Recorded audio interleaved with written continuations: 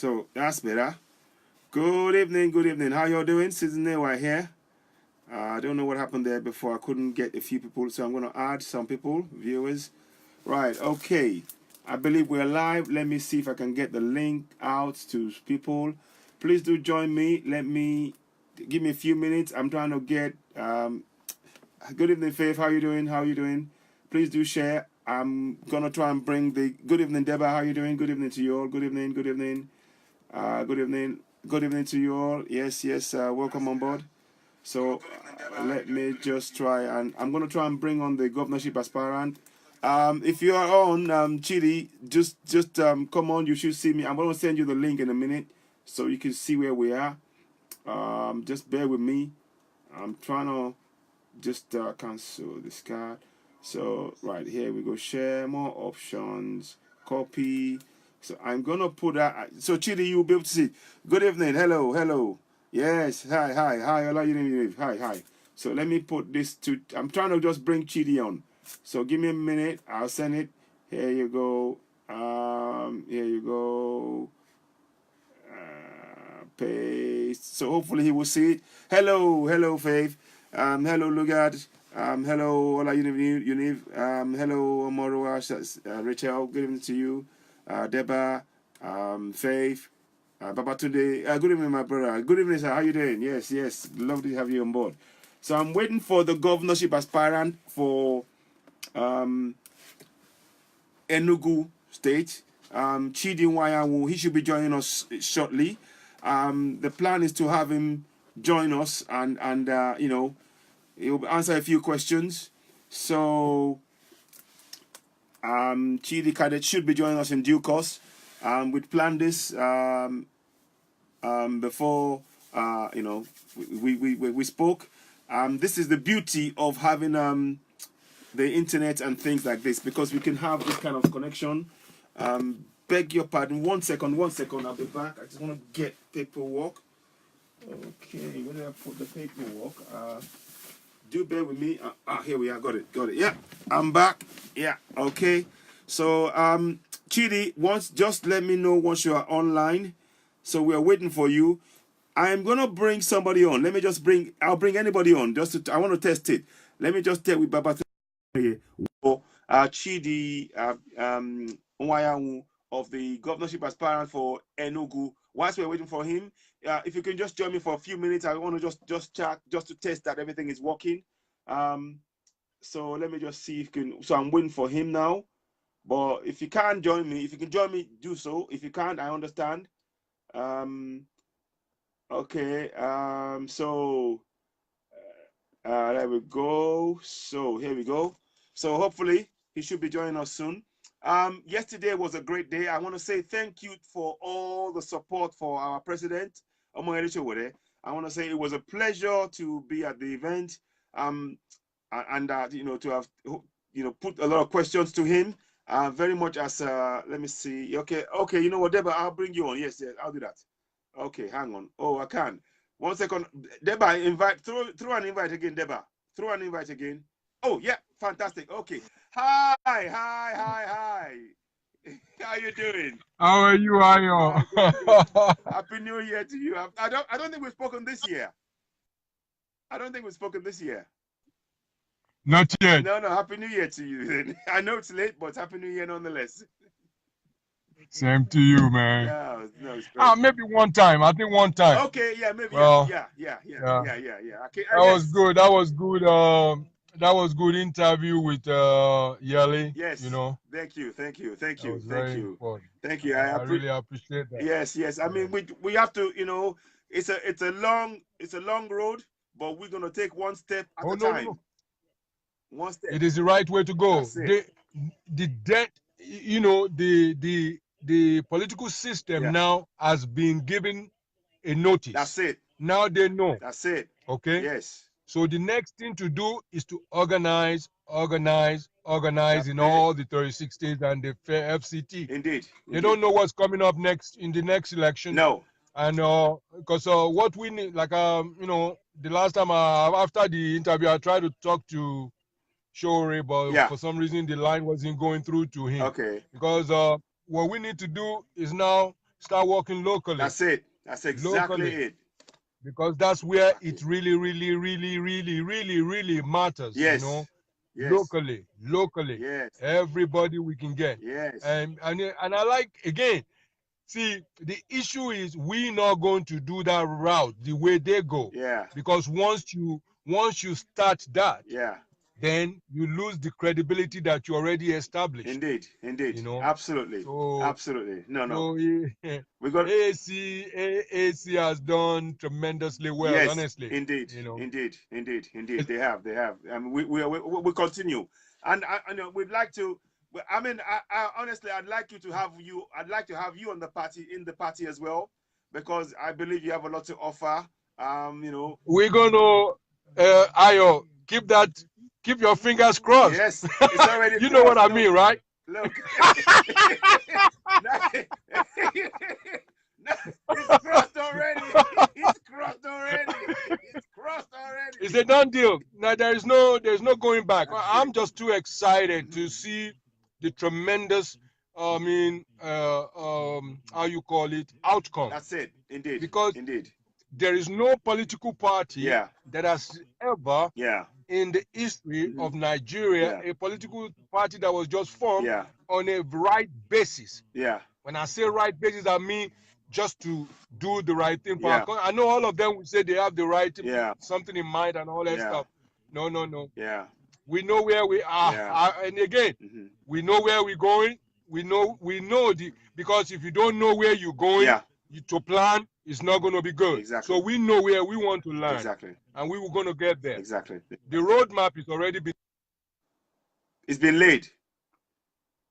It's been laid. As a network, he'll come back. Hopefully, he'll join us. Yeah. You there? Okay. Yeah. Good. Yeah. I'm back now. It's the network. I've been trying, even when Koiki he tried to bring me on, Yes. but didn't.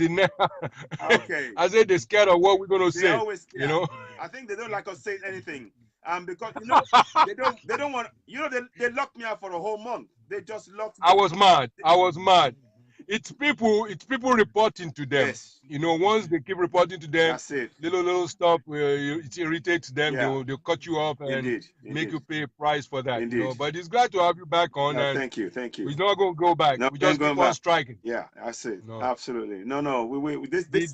I mean, we already had a plan, a footage. That's it. In the system. That's it. Because we got that young man. That's it. And I pray he stands upright and do what is right for his people. That's it. That's okay? it. He's already in there as a senator. That's it. That is powerful. That's it. That is powerful. Yes, it's true. It's true. No, well done for the YPP. I presume you're talking about the YPP guy. The young YPP guy. No, the AAC. We have it. Is it senator? A number of what's in one of the southeast areas. Oh, that's really? Yeah. Oh, I'd like to find out his name. That Smart something. Oh, you're talking about Smart.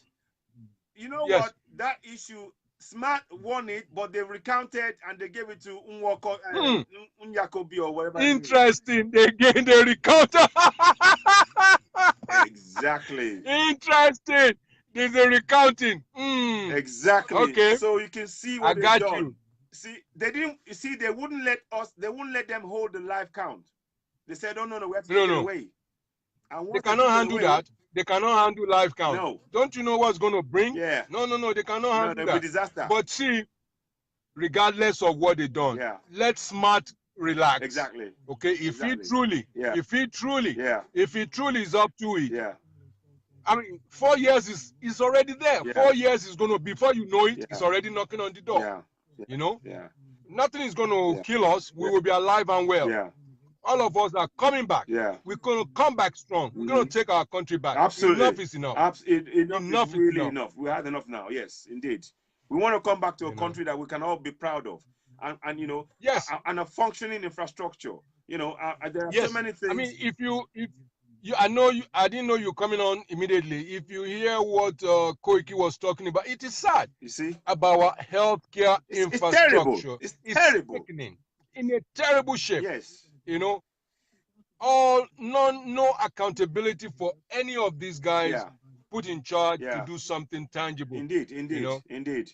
But we will persevere. We must persevere. Oh, There's definitely. We no have no other way doubt to do about it. that. We have to persevere. We have to keep pushing. I was talking to somebody that went to run for another party. I think it's ADC. And would you believe I'm hearing some things about the chairman. They got paid a certain amount of money that was supposed to be given to candidates. The chairman sat on the money and the vehicle and all of Yeah. that. And the guy is, and I want to help him. Oh, Chidi's on. Brilliant. Chidi's with us now. Can you hear me? So listen, can I? Okay. Bring Chidi back on now. I'm on. I'll be listening. I'm watching. Thank you, Fantastic. sir. Cheers. Thank you Thank you. so much. Cheers. Talk soon. Proud of you, bro. Okay. Proud of you. Thanks. Thank you. Bye. Talk soon. Okay. Bye-bye. Bye. Let's see. Okay, now let's bring him on. Chidi.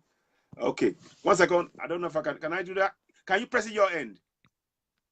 Yeah, that's what I'm doing. Okay. Sometimes it can be a bit funny. It will not move and it just does what it wants, and you're just thinking, what's going on? Right. Yeah, gone. Okay. Chidi, I can see you now. Let's bring you on.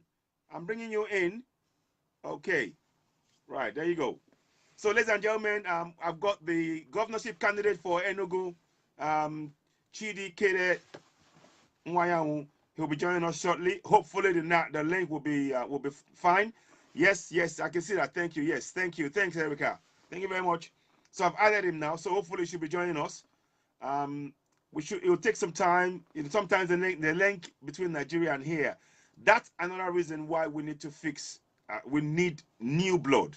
We need the likes of Omo Eleshowore being our president. We need the likes of Chidi Nwayanwu being our governors. We need the likes of Olanrewaju Ajibola, to be in as the governor in Lagos State. We need Eniola. We need Chidi in Imo State. We need all of these people. Hi, good evening. How are you? Can you see me? Good evening. Good evening. Hello. Hi. Take it back. Yes. Good evening, Arnold. Amenawon. Good evening to you, my brother. So I'm just waiting for the link to come on. Can you see me, Chidi? Are you there? You can see there's something there's a movement on my screen. Things are in Nigeria. Even as we speak now, oh, he's gone off again. I'll bring him back in. No problem. I'll bring him back in again. It just went out. Just 1 second, please. Everybody just hold tight. Hold tight. Trying to bring him back on. Let's see. Let's see. Oh, he should be joining me soon. Yeah. Oh, just gone. 1 minute. I'll wait. Sometimes it's temperamental. Let's see if I can do this. 1 second. Bring him back again. Oh, it keeps. As soon as I try and add you, it just goes. Okay. Chidi, can you please throw me an invite? Throw me an invite and I'll add you. Click on a button that says that you'd like to come on, and I'll see it and I'll add you. So if you could try that. Can you see that? Can you do that, please? Let's try that. So, ladies and gentlemen, you do know, we know. Okay, thank you very much, Collins. Yeah, fantastic. But I can't see Chidi, and I'm waiting for him to join us. He was there, but the link went down. So we're trying to bring that back up. Oh, come on. Okay, let me just do this. Right, okay. Okay. Yeah, can you come back on, please? Yeah, come back on. Throw me an invite. I'm talking to him via the phone here. So 1 minute, throw me an invite. Throw me an invite. Okay. Oh, man. Right. Let's just wait. Bear with me. I'm waiting for him to come on. I saw him earlier on, but it went off. So, okay. In the meantime, Deba, throw me an invite, please. Let me just see. Hey, good evening, Ayonobanjo. Brilliant. Yes, AAC, take it back. Absolutely. Absolutely. Let me just see. Let me just see. Come back on. It's Chidi, can you hear me at all? Right, let me just quickly call him. Bear with me, please. There's some sort of link problems that we have in Nigeria. So I'm just gonna call him straight away. 1 second. I'm calling him as we speak now to try and see if we can talk him through the process here. If you can do it. Just bear with me. It's ringing. So yesterday was a great day. It was awesome to have Mr. President join us, and you know, and as I, you know, giving the thank you speech, and also the director, the PPR director, Rachel, giving the speech. So it was it was awesome. It was absolutely awesome. And you know, it was to see that many faces at the dinner, and of course, it was a pleasure to interview. Also, yesterday I got to interview the House of Assembly member for Etiosa constituency 2 in Lagos State, Dr. Fizio Lawal. So I got to interview him yesterday. You will see that video. If you want to see that video, when we finish, you can go and play that video back. It's still live on CitizenAY. And of course, I had the opportunity to interview Mr. President himself. I call him Mr. President because come 2023, Omoyedose will be our president. I had the opportunity to interview him. I hope you found that interview engaging and interesting. And he answered a lot of questions. And, you know, he's focused and he's ready. Right, okay, let me answer that call. 1 second. I'm just going to take this call. 1 second. Yeah, my brother. Yes. What's happened? I don't know what happened too. I think you were trying to get the other guy off. I've got him off. And I tried. Yes, he just went. Can you come back on? Can you try and come? Just throw me an invite. If you could throw me an invite. Oh, sorry. Okay, are you still on? I couldn't. I'm on. Yes, I'm on. Okay. I'm on. Look, can you see? Okay, let me go back. I'm on. Okay, let me go back there. Okay, all right. All right, cheers. Okay, bye. Try it again. So we'll end it now. Are you going live or are you doing it as you speak? I'm going to go and click. Okay. We'll talk later. Right, okay. So that's Chidi I'm just spoken to there, and it's gonna go live. So just bear with me. Like I said, the network can be a bit temperamental, so it can give us a lot of problems. I'm gonna try. I'll bring Ayon about. Okay, he's here. I think he's here. Yeah, he's here. I'm gonna add him right now. So he's here. I'm gonna add him so we can ask a few. If you have a few questions that you want to ask him. Hey, my brother. Happy. At last, yes, great to have you. We're great to have you. Welcome aboard, Chidi. Our governor for Enugu State. Thank you so much, AY. Yeah, you're welcome. No, you're welcome. And I have been following you for a good while now. You've been, making a lot of positive things that happen, and you've been your campaign trail. And I do see you, and the energy that you bring. And also when you met the president, AAC president, you met him several times. So, and I followed that as well. So kudos to you. And when I called the call that you wanted to have an interview, I thought, of course, there's no way I'm going to miss that. There's no way. So, can you see? Are you there? Or it's frozen? Okay, you're there. Good. So yes, listen. Let's. Okay, good. Let's do this way. People, please put in questions that you'd like to ask, and we'll ask the questions. But let's start off this way. Tell us a little bit about yourself, your background. A little bit about yourself, a bit of background. Yeah. I was born in Umuahia, Abia State, but I'm from Enugu State, Nigeria. I did my primary school in Nsukka and Onitsha. Okay. And I also did my secondary school there in Onitsha at Dennis Memorial Grammar School. Okay. And then I went on to study architecture at the University of Nigeria. I got a master's degree there. Fantastic. I practiced a little bit in Nigeria, and then I went on to live in Toronto, Canada with my wife, who is also an architect. Okay. Oh. Right. Wow. Awesome. Right now. Great combination. Right now, thank you. I have a construction company in Canada. I'm a minister of the gospel. I have a media company. Okay. I'm into real estate. I have rental properties. Okay. I was the president of the Enugu State Association in Canada. I was the president of Nigerians in Canada, and very good. Bio. Good. Very good credentials, ladies and gentlemen. You had that here. The man's ready. It's definitely on the right track. So I guess you've grown up in Nigeria. You've seen Nigeria over the last 50, as you were growing up. You've seen what has been happening to our nation. So what motivated you to try to become? How did you hear about AAC? Well, eh, of course, when I was in school in University of Nigeria, I was a student union activist, Okay, and we did all the aluta. I In see. fact, Okay, I was the kind of activist that I remember there was once we were doing a yeah, protest, and I had blocked the road with my friend, and the police was chasing us, and we escaped. So when we were hiding, some guys in yeah, Enugu, they hid us inside their under the bed. yes, So the police was knocking at the door, and we were not there. So when we came out, while we were still waiting for things to cool down, I was asking my friend, "What are we even protesting for?" He said he doesn't even know what we're protesting. but so I guess it's in the blood. Then you had it in you. Then Exactly. So that was my background. But of course, being a student union activist, you understood yeah, what the ills of the society yeah, was. And when I got to yeah, Canada, of course, with the good life there and everything, yeah.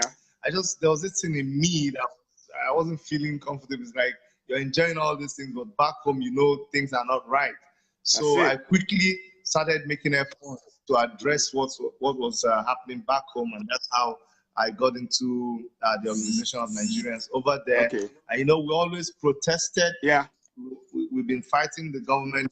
yeah, We are the internet dogs. They yes, keep on yabbing us, yes. saying we're always on internet making noise. So we led a lot of protests there, and I've never really just gone out of what was happening in Nigeria. I did my best from wherever I was, Fantastic. but when you talk, yeah, when you talk about how I got to know about Yes. AAC, I own a media company. It's called Worship Okay. Media, and when some time ago, I own it with my wife. When some time ago there was this case involving Apostle Suleiman and the lady in Yeah.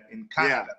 So, as the president of Nigerians in Canada, then I got interested in the Mm-hmm. case since the lady was from Mm-hmm. Canada, and I called a lawyer, Professor Kiyam.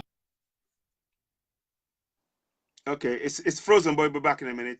It's a network. He'll be back. Just hold on.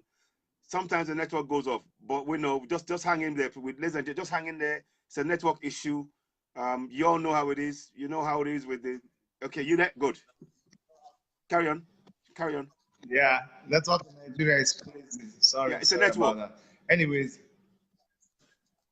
yes, that Mm-hmm. story got me connected with Sahara reporters. Okay, Okay. and we worked on that case. There were so many sensitive parts to that Mm-hmm. case, and that's how I got to know Sahara reporters. But I never got to meet Omoyele Shore. Okay. There was no need for No. that. We just had a professional Yeah. relationship, and that story went we did. But then when I heard that there was Take It Back Yeah. movement, and he was part of Take It Back movement, I just quickly told my friend, "Wow, I heard about this thing they're doing. I'm interested." And he said, "What do you know? They're coming to Canada." I'm like, "Really? Mm-hmm. I want to be part of it. Let me know what I can do." And so I helped organize the Canada visit. Yeah.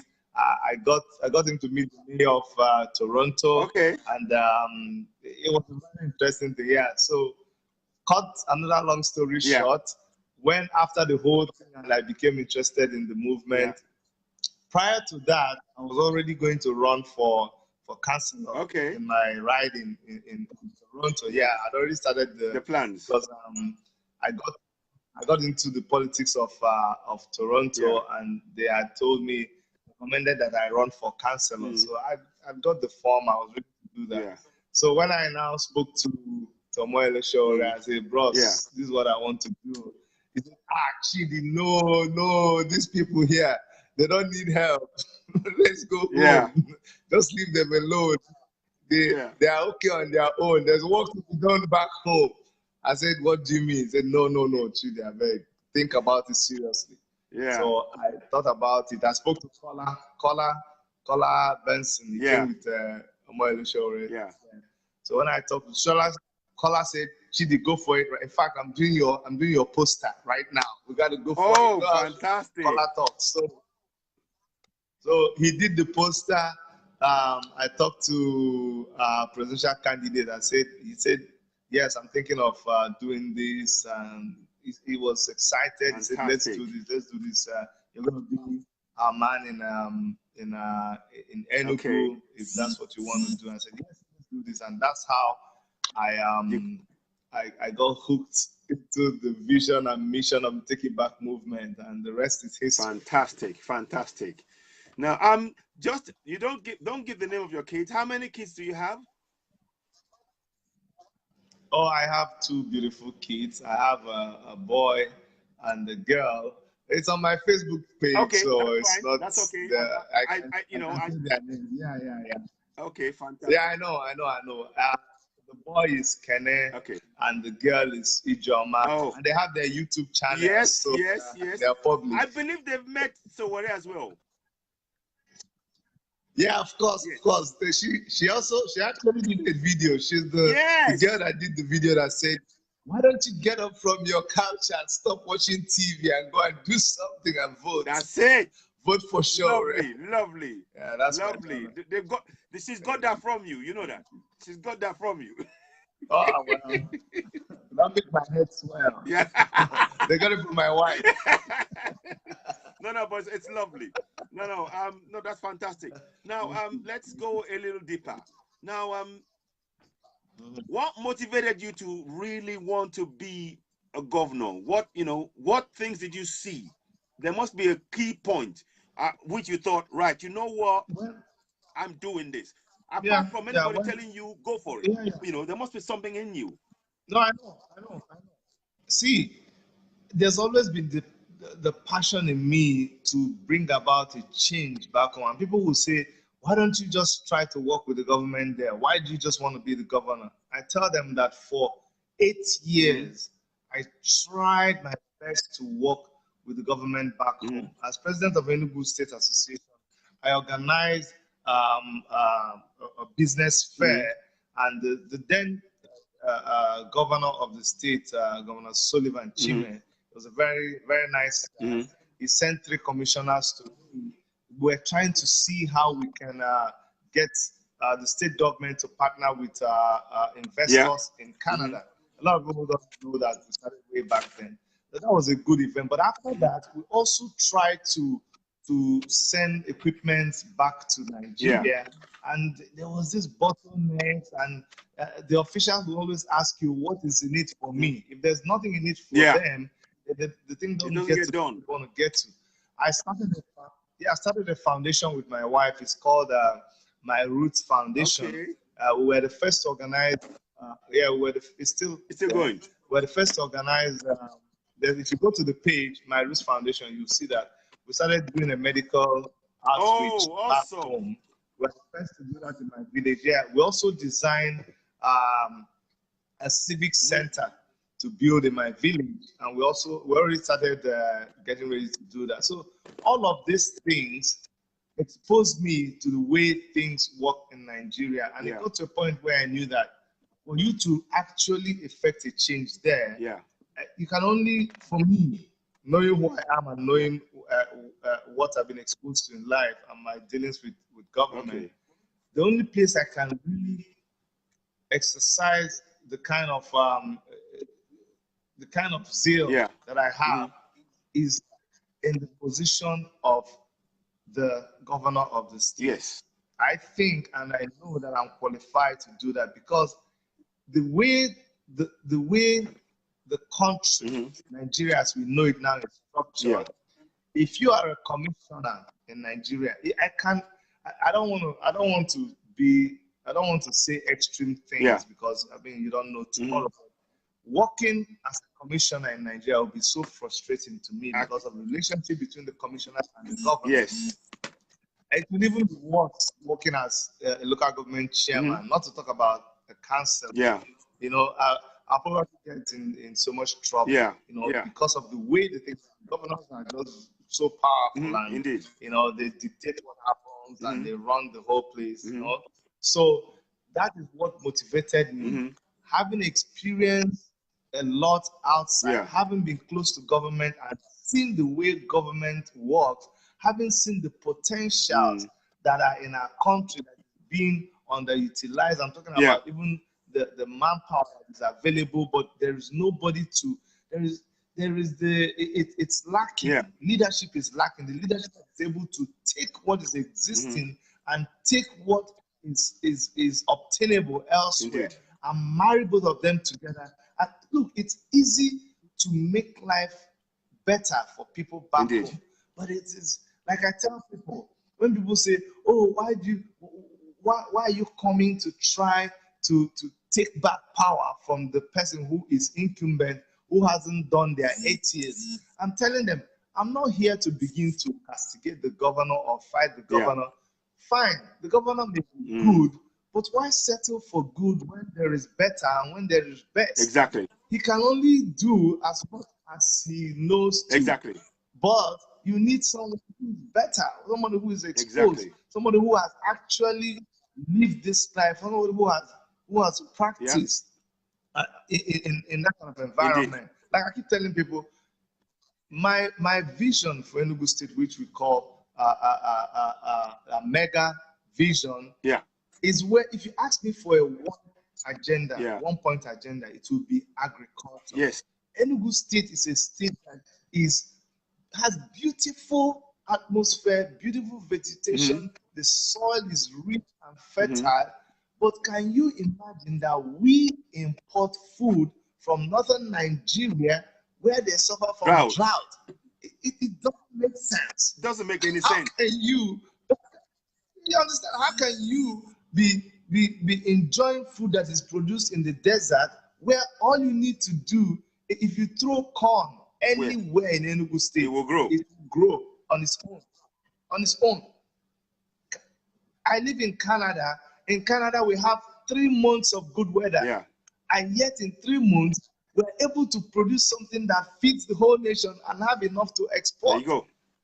And you are living in a state that has 12 years of good weather, which means we can repeat what we do in Canada 4 times in Enugu State. 12 months. So, exactly. Yeah. So, and with agriculture, it will be a catalyst to so many other things that you can do. Yeah. By investing on large-scale mechanized agriculture, you're able to just get Enugu State just explode. The economy will change. Exactly. So that is why I tell them that, I mean, if you know all of those things and it's there with you wasting and you don't put it to you, it will make you go crazy. I had an interview sometime on NT and they're like, "Chidi, what is driving you? What do you want to be remembered for?" You know what I told the guy? I said, when I die, I want to die very empty. Yeah. Empty, like an empty vessel. Yeah. Like, you know, a towel soaked with water, and you have strained the towel. Right.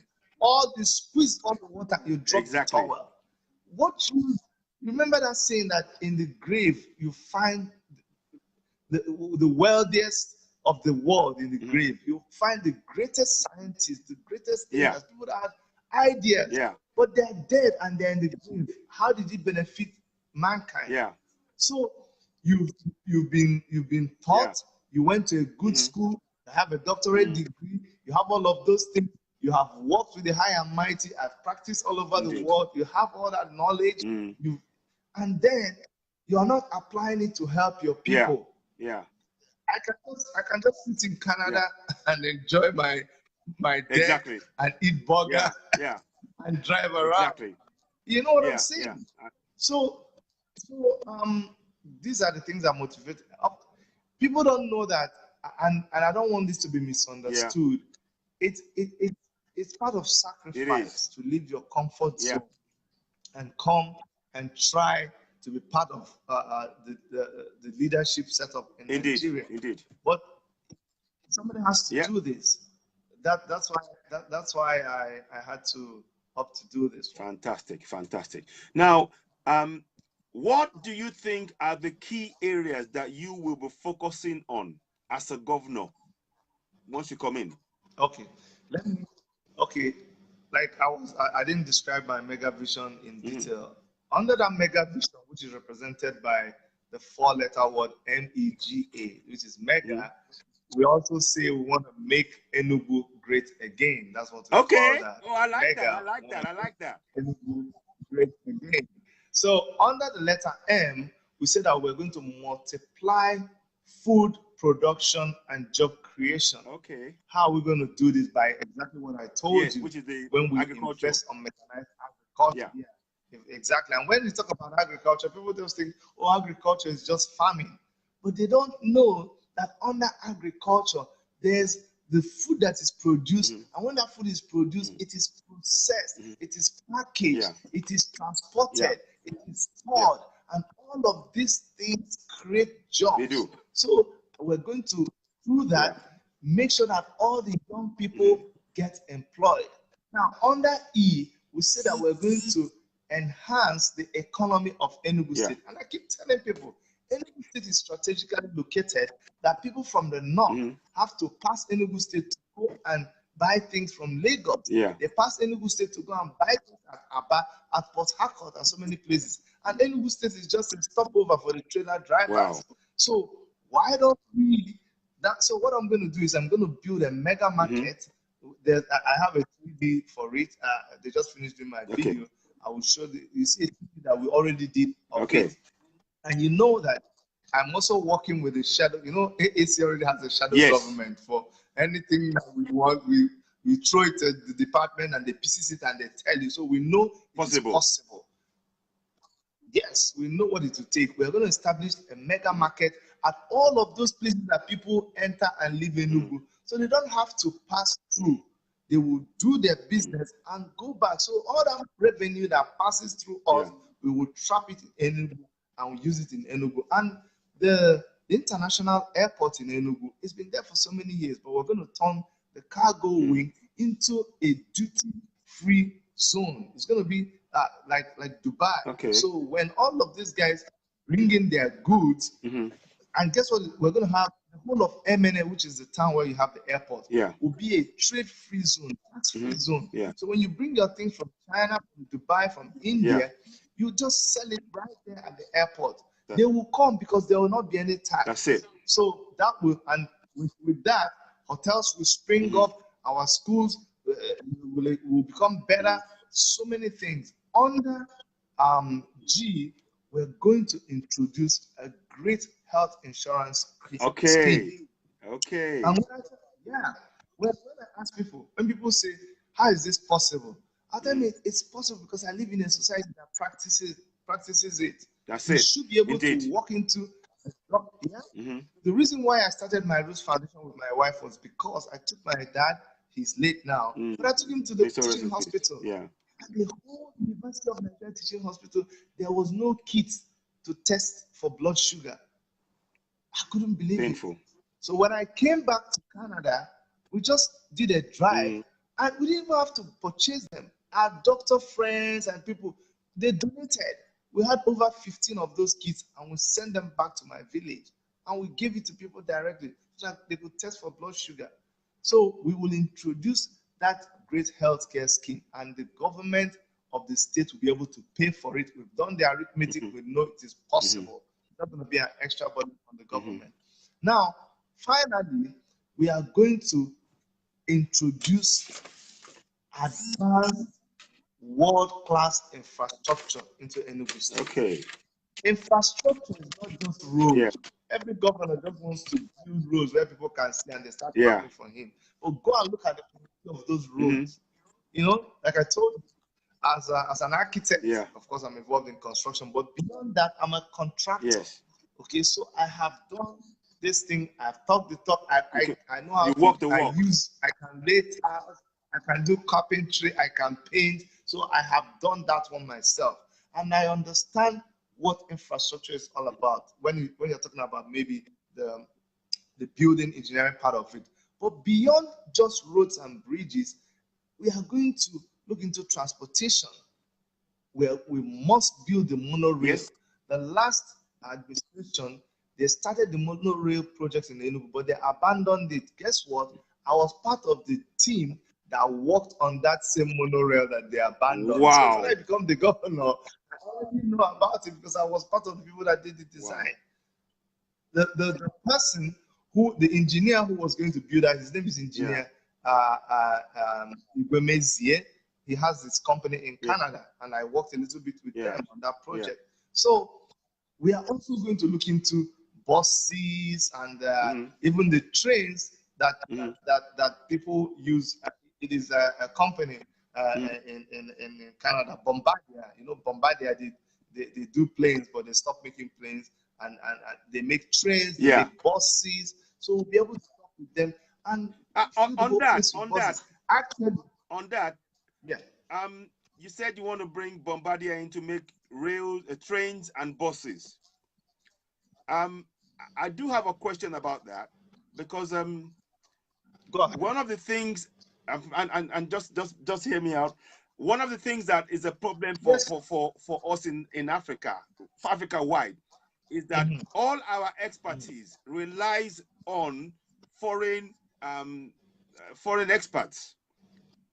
Isn't there a case for at least partnering with local, bringing in, if you're going to bring them in, bring an equal person from Enugu right there to then develop these things, you know, rail, buses, you know, and so we can actually begin to actually build things, you know, and using the skills of our people. I like the idea, but the thing is that once we start getting stuff from outside, what tends to happen is that we just get it, and we get relaxed, comfortable. Oh, they can do it for us, but we want to use the skills of our own people to achieve the same thing. Do you follow what I'm saying? Yeah, I understand what you're saying, CitizenAY, but you see, I like to be practical. It's all about the government. If the government is willing to do the right, do you remember Peugeot? You remember Peugeot? Yes. We did well with Peugeot. Yeah. The assembly place was in Kaduna. It wasn't all white people working there. Exactly. They did so well until corruption made them not. See, what we're going to do is, we don't have the skill yet to build these cars. So you are going to make a good deal with them that when you come, you are the person in charge. You give them the condition. The only reason why we don't make good deals for our people is the main thing behind this is corruption. Yeah, indeed. Indeed. I have to agree with you on that one. Yes. Because I know that Nigeria is a very fertile land for business. If it was not, Chinese people will not be here. Exactly. And everybody knows the same way they go to build their things in China, it's not because of cheap labor. Let them come here. We'll give them the cheap labor, but we will give them the condition. Yeah. You will work with our people. You will employ our people. See, it's not right. It is sabotage on our people. That in those days, a company like Julius Berger, it's all based on corruption, but Julius Berger will come here, and even the pencil that their engineers used to draw, they will import it from Germany. That's what I mean. That's what exactly. Why? Yeah. So if I'm going to bring Bombardier or anybody here, they will come here, but there will be a partnership where you will train our people, and with time, remember, see, when things are done properly, KLM was here. KLM was here before we had a Nigerian Airways. Yes. KLM was operating. KLM was operating Nigerian Airways because my uncle was working there. Yeah. You know what they did? They took the officials of Nigerian Airways. Yeah. Took them to I think Holland. I think whatever. Yeah, I think it's Holland. I believe it's Holland. Where they took them there, they trained them And when these guys came back, trust our Niger corruption now, the guys that came back, that were supposed to take over the running of Nigerian Airways when Royal Dutch Airlines was supposed to pull away, they brought new set of people who did not even go for the training in KLM. That's what led to the downfall of Nigerian Airways. So if you have the willingness to do the right thing, we'll bring these people here, we'll do it according to our content, our people, they will transfer of technology. Before you know it, we'll build of course, they'll build their plant here now. They'll build their plant here. We'll not just go and import the thing. We'll build their plant here, we'll do the maintenance here, and that will also provide jobs for our people. Okay, good. I like the answer. I had to just push there because I want to, you see, because our mindset in Nigeria is we import toothpick, we import grass, we import everything, and yet the people who are our people who can do the job even with better quality, with the soil that we have, we leave them to rot. So that's why I want. It's corruption. Sorry. I saw. I saw the video. I saw the video you posted about China. That's correct. And I was like, I went. My brother. I was doing a job for a company here in Nigeria in Port Harcourt, Brunel Engineering. Dr. Alex Onwebo. Yeah. He sent me to China to go get some materials. And it's funny, when I go to China, they would ask me, what do I want? if the thing was, I'm telling you, if the standard quality for the thing is metal, a certain gauge of metal, they will ask me, if you want it to be done with paper, they will do it. Wow. You understand? So it's not really China, it's our people. We go there, and we connect. So they give you whatever you want. You want. Exactly. So if we are serious, we can get the best out of any deal. It just depends on us. But see, because of corruption, we allow these Chinese people to just come, take over our country, make us a dumping ground, give us a shoddy deal, and we get look at the train that they are celebrating. Look at the one that they have in China. I mean, look at that. It's chalk and cheese. Total chalk and cheese. Almost like a locomotive. Yes, it is. Locomotive back engine. in this 80s, 70s. Exactly. When we're talking about high speed rail now. So, my brother. Right. One question. Somebody said something about elections. They said you have to make sure you employ reliable polling agents to protect and educate the voters on the day of the elections. So, do you have something? Have you got something in place for that? Bearing in mind that Jollof issue, forget Jollof, but the issue about the polling agent is what I'm focusing on now. How are you going to deal with that? No. See, we are AAC. We don't shy away from anything. The Jollof issue is he just exposed himself, and it is what it is. Okay? Yeah. If you're someone who can read between the lines and you listen to him, we don't waste time on that. That's it. He came to us. He probably had a misconception about what we thought we were all about. Exactly. And when he found out it wasn't it, he started doing 4-level, whatever. Yeah, so he started doing wuru. Let's put that aside. Yeah, the truth is this. I have 2,900 plus polling units in Enugu State. Now, if I employ a polling agent for every polling unit, which is our target, if I have to pay them just 1,000 naira each, you see how much that is. Yes. Now, a lot of people won't even take 1,000 naira from you because it's like nothing. Yeah. It's true. So the average you're expected to pay is about 5,000 naira. Yeah. You do the arithmetic. Yeah. And you know how our party, we are not shy, we are not scared to say that we run on a very lean budget. Yes. So what we're doing is that we have been mobilizing people, and God has been gracious to us. A lot of volunteers. I held a meeting. If you check my Facebook page, you see that I held a meeting Yes. with all of our local government chairmen and our agents in all the local government areas. So they are mobilizing people to help them, because what you're saying is very vital.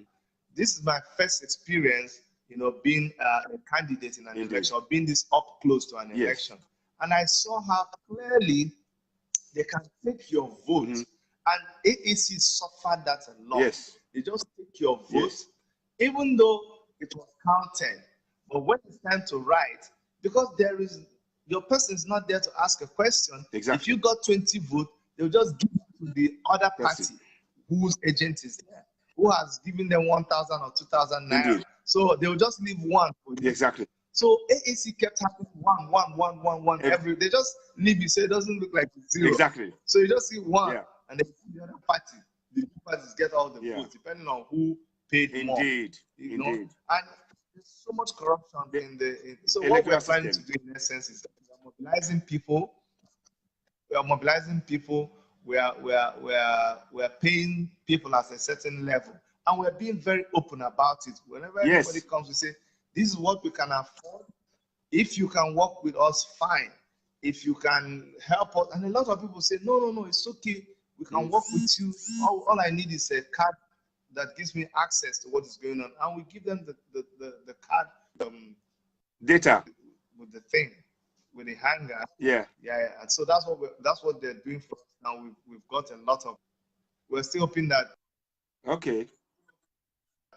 Before Friday, would have got enough agents to man all our polling booths. The other good thing again is that in some places, in some centers, you have 2 to 3 polling units inside one center. So one agent can actually coordinate all of them. Okay, right. The other question I have to ask is the issue of safety. Let me. Sorry, Ewan. Yeah, no problem. Let me use the opportunity to actually ask people, especially those of us in the diaspora, we are never shy to beg. We need your support. We need money. Indeed. Because we have to pay these guys. No matter how somebody is going to volunteer for you, you have to realize that they will sit in that place from morning till evening because they are your agent. Exactly. You're going to have to eat in the morning. Exactly. Food in Nigeria, the cheapest you can eat is like 500 naira. Yeah. So if the person eats 3 times, it's already 1,500. Some of them need to transport themselves, and they need to follow that the result from that place to the local government collation center. Exactly. So they need to do transportation back and forth. And some of them are going. Network, but you'll be back with us, yes. Don't worry, it's the network, but we're just holding on. We'll hold on. Yeah, go on. It's all right. It's just network. Yes. Yeah. Okay, I'm back now. I'm back. Okay. Yeah. Good answer. Now, about safety. So about safety in Enugu. During the elections, there were some shootings going on in Abia, in places. What plans have you got in place to make people aware? And also the burning of ballot boxes that happened just last week.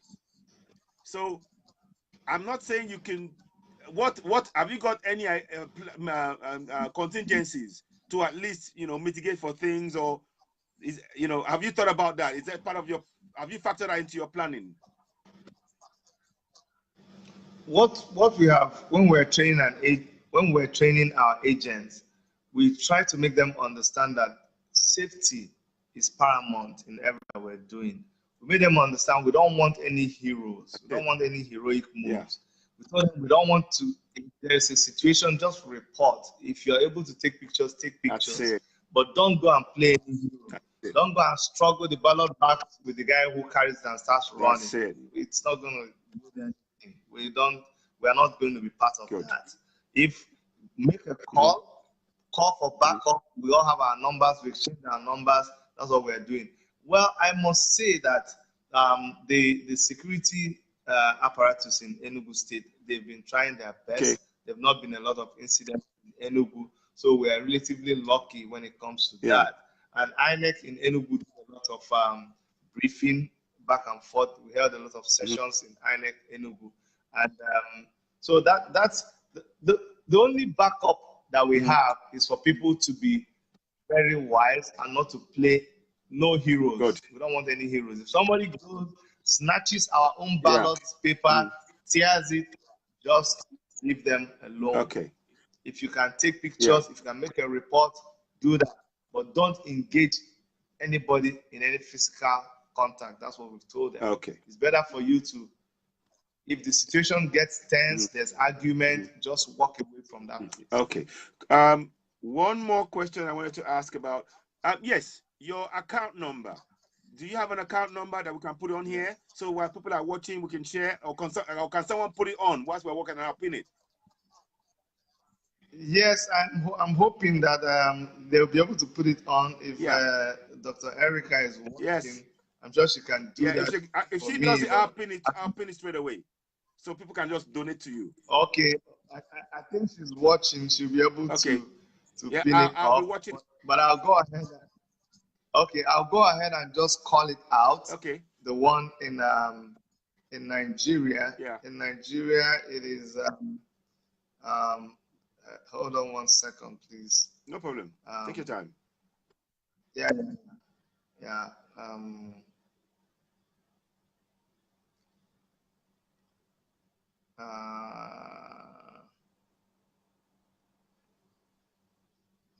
just trying to open the That's app fine. Don't so worry. Take your time. Take your time. It's not a, we got time. We got time.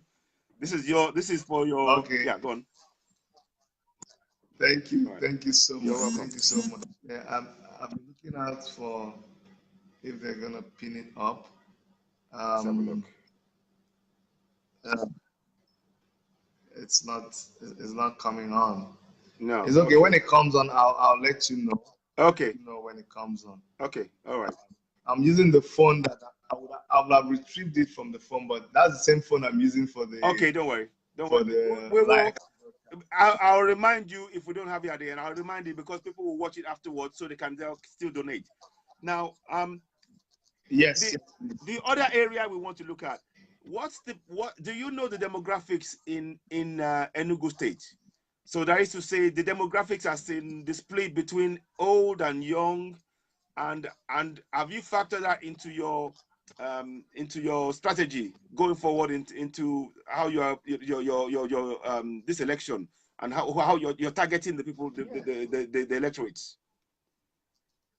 Yes. You see, the demographics of Enugu is in sync with the demographic that we have for Nigeria. Okay. It's still the youth cluster that is the highest. Okay.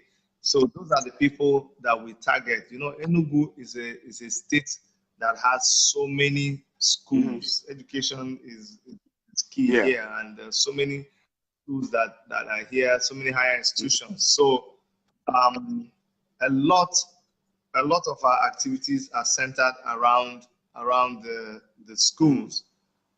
Like my billboards are strategically placed around the schools. Okay. The strongest groups that we have are our campus groups. We have Chidi students, for CSS, that's Chidi student support group. Okay. We have them in all the universities, College of Education, Institute of Management and Technology. We have them there. Okay. And then also another demographic which is very important because again, it's not just the population spread that you look at, but it is their voting pattern. Indeed. Okay. There's a population that may not look very large, but they vote. They come and vote in their droves, and these are market women. Market women. Yes. And these people, they are not on Twitter. No. They are not on Facebook. They don't do WhatsApp. No. Even when you buy them a smartphone, they prefer.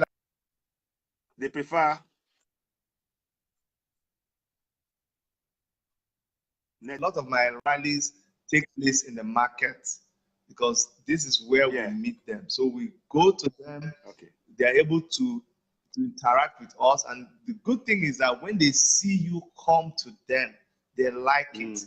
So we go around the market, we sit down with them, they ask us questions, say, Mama, this is why this is this. And once you finish talking to them, they say, my son, give me, where should I? And we made this card showing where you vote. They said, show me where you vote. We hand them over that card and they'll vote. We did a lot of our campaigns in the schools too. Fantastic. So that area we tried to cover. And then social media, we're very strong on social media.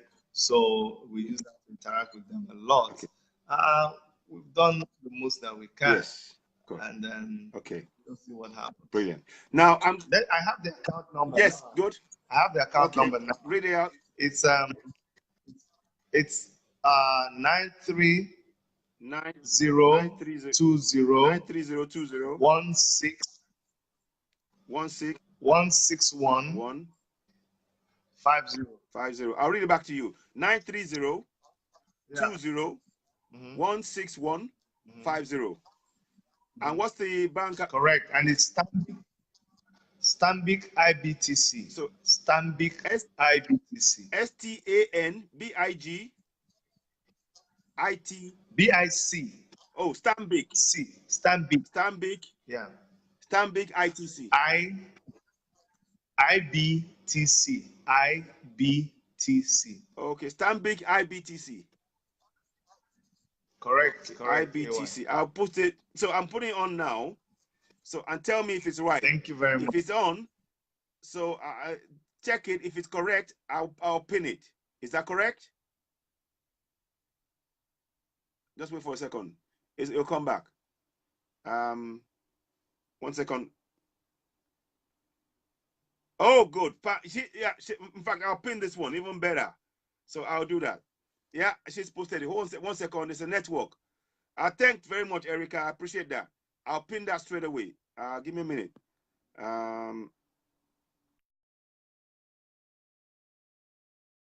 Right. Okay. I'm gonna pin that straight away. Whoa. Network just kicked us out. We'll be back in again. Let me pin that one. So I'm pinning that. So ladies and gentlemen, just wait. He'll be back in again. It's a network. So we're just trying to. He went off. So he'll be back again. I've been interviewing Chidi Nwayanwu. So he'll be back on again. Just give us a minute. He's gonna try and I'm gonna try and bring him back on. We've been having a lot of interesting discussions and very, very detailed discussions about the plans he has for Enugu state as a governor. He's talked about mega, make Enugu great again. I like that idea. He's talking about focusing on agriculture and transport, and he's talked about health insurance, which is very, very good. He's talked about bringing in advanced infrastructure, transportation, monorail. He's talked about bringing in the likes of Bombardier who will make cars and rails, but the emphasis is on partnering with Nigerians. We have Nigerians that can do this stuff in Nigeria, and I like the idea of partnering. So these are the kind of things we need. Vision, people with vision. Good evening, Oli. How are you doing? We need young people like Chidi who've got vision, and he's been there and done it. He's got his own business. He's got his wife. They're both accomplished couple. Their family life, but they want to see a Nigeria that works. That's why he's put everything that he's got on hold in Canada. He's back in Nigeria. He wants to get stuck in, and he wants to make Enugu work. He wants to create jobs. He wants to make sure that you have good health care. He wants to make sure that you have good schools. All of the things that we want. The soil, he said, particularly, he said that soil is very fertile. You throw corns on the floor, it will grow. Instead of them having to go and import food from the north, it doesn't make any sense. It's an economic madness. So, look, Nigerians, you can see now that there are people who are ready. 1 second, please. There are people who are ready to take on the mantle of making our nation great. He wants to make Enugu great again. And I like that idea because he's focusing on the area which he knows he can take care of. I've got some more questions for him. And if you do have questions, please do post it here. I'm hoping he will join us again. I'm just waiting for him. The network can be temperamental, and you can never tell with the network when it goes. You know, it's sort of, but it's that's besides the point. If it means that we have to go out and come in, then so be it. Because I love the passion that Chidi Nwayanwu brings to this to this role that is going for, which is the governorship of Enugu State as an African Action candidate, you know, and we should support him. You know, he's answered questions again, talking about the voting and having about the polling agents. He's talked about many things, you know, and there are still more things that I want to go and question him about. What I like to do when I interview a candidate is to ask, really find out, firstly, you got the background initially, how we got into, you know, his history, studies, youth, and everything else, and then family life, you know, just to get him so you can relate to him. You know, they are people just like you and me. There are other questions I'm going to be asking now when it comes back on, which again, to try and give you the opportunity. You are going to be you. Let's not forget, you who are right there in Enugu, you are going to be the ones who will be making the choice who is going to be your governor. So I'm trying to give you the opportunity to see the qualities of that, the very many qualities that Chidi Nwayanwu obviously possesses and is ready to put at your disposal if you elect him as your governor in the coming 5 days in Nigeria. And there are other governors. If you go onto my on CitizenAY, you will see that I've got posted other governors as well in other states. Eniola, governorship candidates, I should say. Eniola Martins of Ogun State, Olanrewaju Ajiwiloja of the Lagos State, the Oyo guy, I can't quite remember his name. There's the Chidi of the Imo State, Chidi Ogbuta of Imo State, and there's another person as well. So look, anything that we can do here to support these young people who are stepping up, you know, we know that the APC and PDP are trying all the tricks, but that mustn't deter us. We are putting a marker down. Chidi stands a good chance. The best way you can make that chance happen is if you get out there and vote. Take the pictures, like I said. Take the pictures, post it online. If you can get the number, the amount of votes, post it. Don't be a hero, like I said. Do not go and be a hero. He's giving phone numbers for people that they can contact each other if something was to go awry. Please don't be a hero. That's a very good advice, and it's one I urge you to stick to hold on to. It is very, you know. Oh, he's back on. Let me see if I can bring him on. Hopefully, he'll join us in a minute. The link looks like it might be coming on. Let me just wait. Chidi, throw me an invite because I can see you, but I can't bring you on. So throw me an invite, please, Chidi. If you can throw me an invite, I will bring you straight back on. Let me see. Is there another way I can do this? I can't do it from here because it's coming from there. I can't do it on here. I'm trying to see. Is there a way? So just give us a minute. But oh, it's gone off again. Hopefully, he'll join us soon. So what? Look, ladies and gentlemen, what I just want us to do here, we don't need to worry. I like saying this. People, anybody that joins, that follows CitizenAY, you will know I'm going to say the words I'm about to say now. You will know that's what I normally say on here. So please do not take offense. What I'm saying is that prayers will not do it for us. You can pray all you want. Now it's time for action. And what kind of action? Critical action. We need to appoint, elect the proper people that have got the skills. People like Chidi Nwayanwu to come in as a governor for Enugu and begin to build that state. Build it with your help.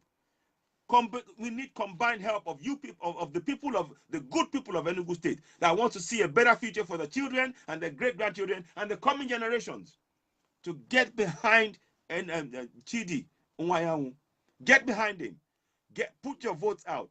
Do not let anybody frighten you. Do not. It is your vote. It is your right, and you cast that vote for African Action Congress. We need to see a country that functions. As it stands now, under the bunch of APC and PDP, our nation has failed. It has failed. So, and when someone like Chidi comes up, we should grab him with both our hands and hang on to him for dear life to drive us forward. This is a man that's got his own business. He's got a foundation, My Roots Foundation. Go and look it out. My Roots Foundation. So these are people that have accomplished stuff. They've accomplished things. They're not just talking the talk. They are walking the walk. So I'm hoping you can join me. In the meantime, I'm going to just bring Angela on. Let's see. Whilst I'm waiting for him, I'll bring Angela. If you can join me, that'd be great. Because I'm waiting. Unfortunately, these are one of the things I'm going to be asking. I'm going to make a note now. Internet infrastructure. You know. So I'm just making a note so that when he comes, I'll ask him that. Infrastructure, internet infrastructure. Okay. So hopefully, Angela, if you can join me, I'll much appreciate it. Oh, it looks like the whole system is down now because I can't even see anybody now. Hi, Oli. Oli, I'm gonna try and throw me. Can you all throw me an invite? Those who can see this page, just throw me an invite, and let me see if I can add you, because I need to just see what's going on. And that interview was doing really well. You know, and if it does go, we will simply bring back Chidi Nwayanwu, and we'll continue with this live broadcast, because I want to give you, the good people of thank you very much, Oli. I'm adding you now. Okay, 1 second. Let me 1 second. I'll do this. Please, through that. Okay, I'm approving you now. Here we go. Right. Okay. So Cheat is not there yet. Okay, I've approved it. Approve. Okay, I'm adding you now. Okay. So hopefully, okay, good, Stephanie. Yeah, I'll just wait for Chidi to join me. Hopefully, but in the meantime, I'll bring Rolly on. Rolly on. Hi. Good evening, my sister. How are you doing? How are you doing? How are you? Right. I hope you're following the interview. Not really. I have to be honest. Okay, just join. I just got home like about 5 minutes ago. Oh my goodness. Oh my goodness. I know you. Brexit. Your portfolio carry is a very hectic one. We are having a Brexit conversation, so our hands are tied right now. Our hands are on deck. Yeah. I can imagine. So far, how do you see the Nigerian elections? And it's a disgrace. It's a disgrace. I wouldn't. I mean, you know my stand. Yes. I wouldn't say it differently. It's a disgrace. But why I know it's a disgrace, I personally think we shouldn't dwell on it. Yeah. I think we should move forward away from. I mean, even a little baby, even a fetus in the womb knows that election was a selection. Yes, it was. Right? Yes, it was. At first I thought it was okay, and then when Buhari gave, I can't remember if it's CNN or BBC, he granted an interview before election.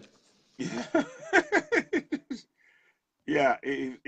Oh, the screen is frozen. No! Please bear with me. Hopefully it will freeze or it will unfreeze. I don't know what it is. Yeah, good. Go. Carry on. Whoa. I'll bring you back again. Oh. Throw me that invite again. Let's see, because you were about to say something very interesting there.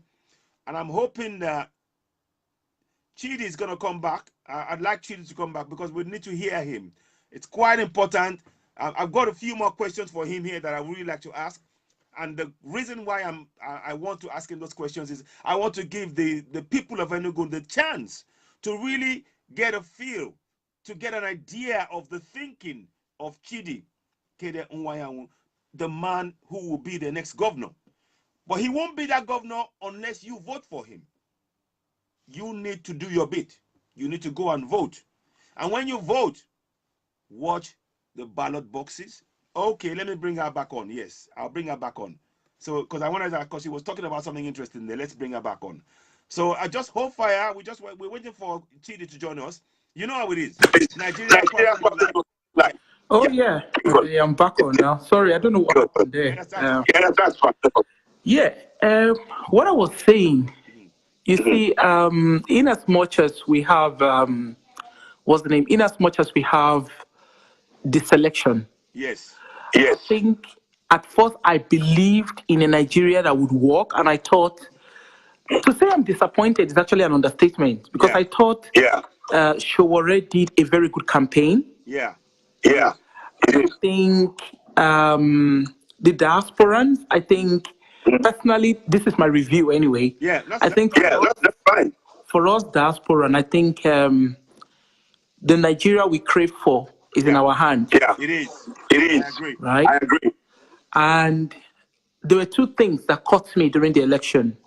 The first was I think in the diaspora we're kind of divided. Yes. The first, there are some people who still want these old slave masters. That's what I call them. Yeah.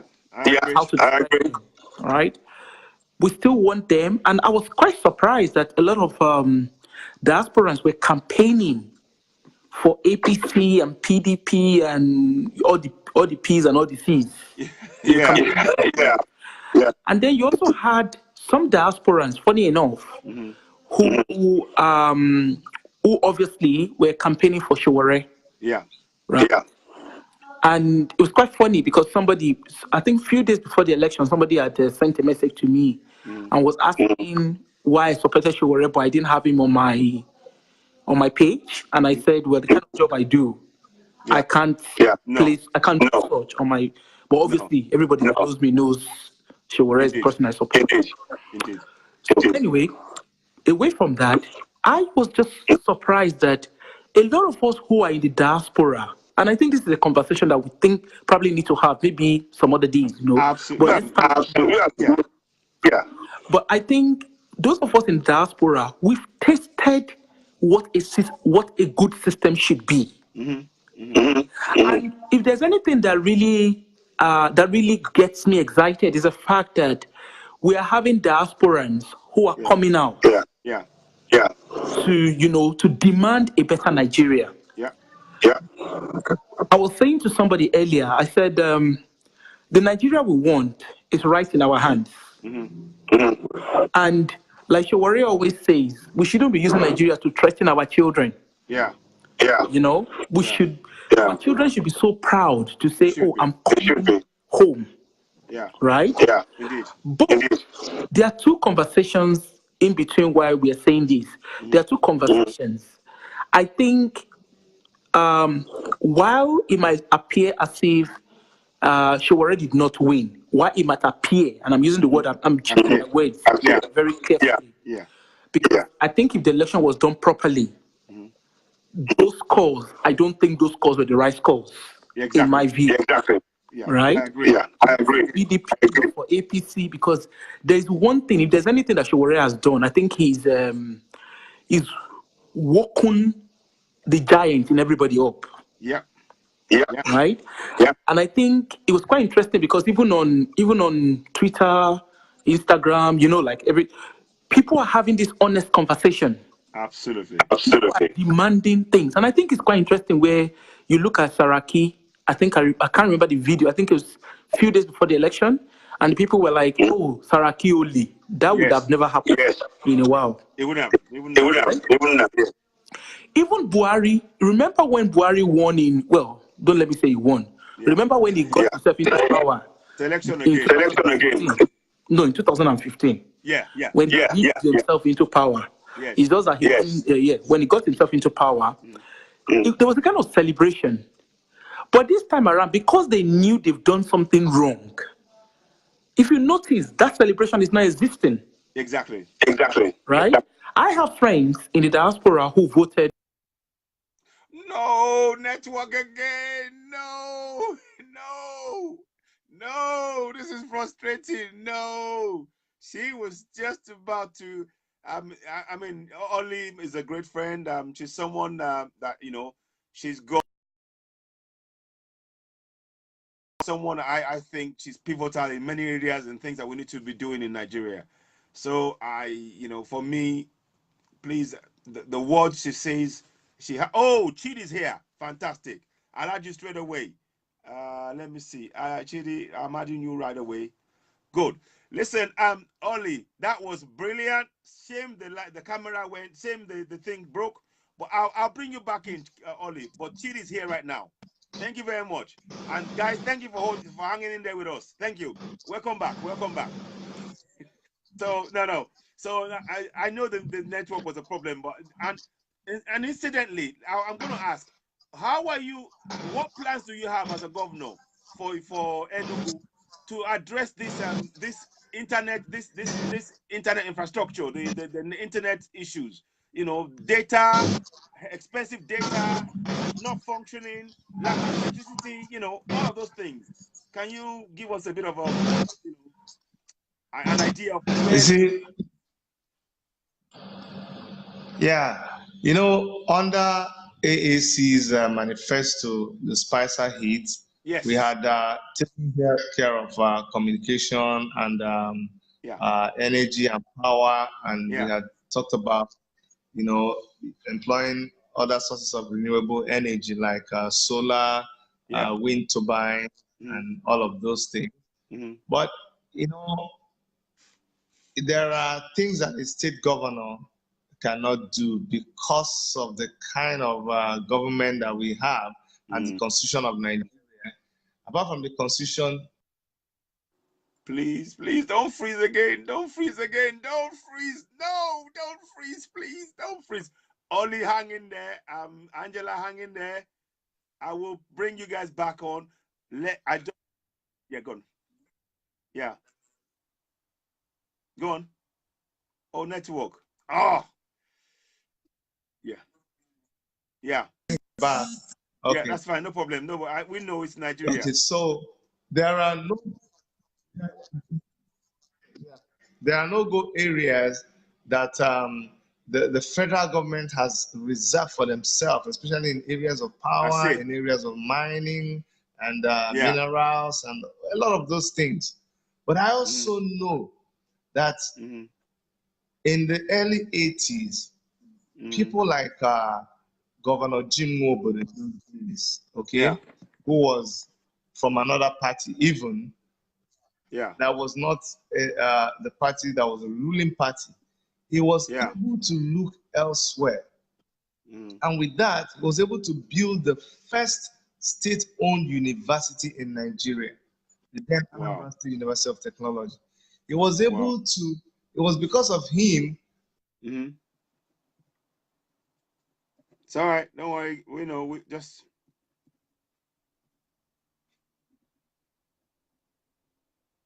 We'll come back.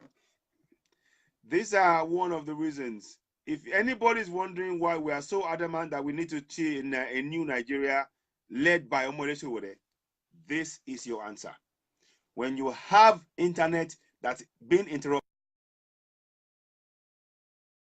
studio, and I'll add you back. I am sitting in my studio, and you can see I've got light. I don't have to worry about the light going off. I have broadband. So all my broadcasts that I'm doing right now, it's on my broadband. It's part of my monthly subscription. It's a service I've paid for, and I get that. It's uninterrupted. Uninterrupted. And of course, you know you got the light, it's the safety and all of that stuff. That's all we are asking for. We're asking for the same thing in Nigeria. That's all we're asking for.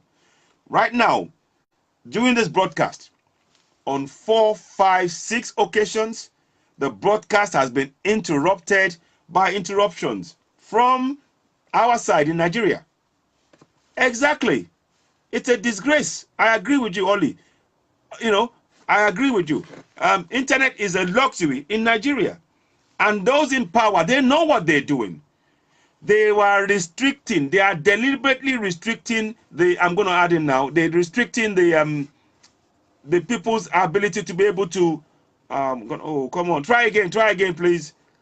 Oh, it's just kicked him out. Chidi, try again, please. They are deliberately restricting the ability of Nigerians to have access to information. And I will give a bit more clarity about that in the next discussion when I speak to Chidi. So but I'm just going to add. Okay, here we go. He's coming on back on now. So thanks for hanging in there. I just think it's really important to speak to Chidi because he's, you know, don't worry. I understand. Everybody understands, but you know, we work with what we got. You know, I'm hoping that's why Africa, Nigeria. You know one thing. You know one thing. Yeah. You know one thing we've resolved. You know one thing we've resolved. All of these things, and I know the people here in government, they like it looks like they like some of these things, and they always threaten you. They say, I bet you after a short while you will not be able to survive. So we found a way to, we don't get frustrated. We are here, we're weathering the storm. We're going to survive it, and we're going to change the system. They want to run us out of the place. They want us to become frustrated. So that's what we keep doing. We disconnect us, we wait, we come back, we keep until we make our point. What Jim Obodo did then was because he was able to.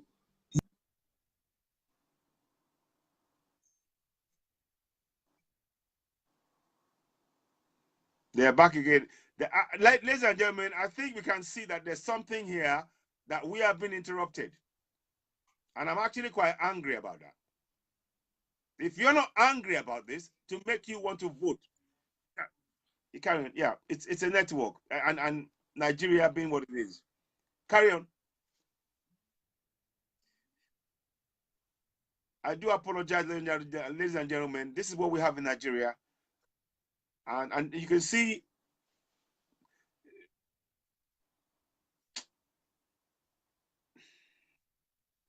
It actually makes me very angry. I'm actually very, very angry and upset right now. Because there's an opportunity. We're trying to talk to a governorship candidate, and this is happening.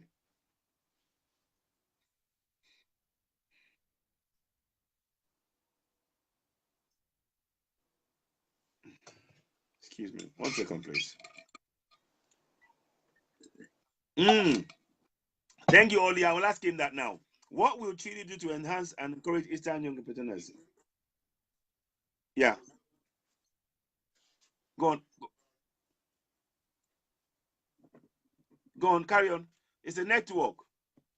And I do think we have been interfered with here. I do think so.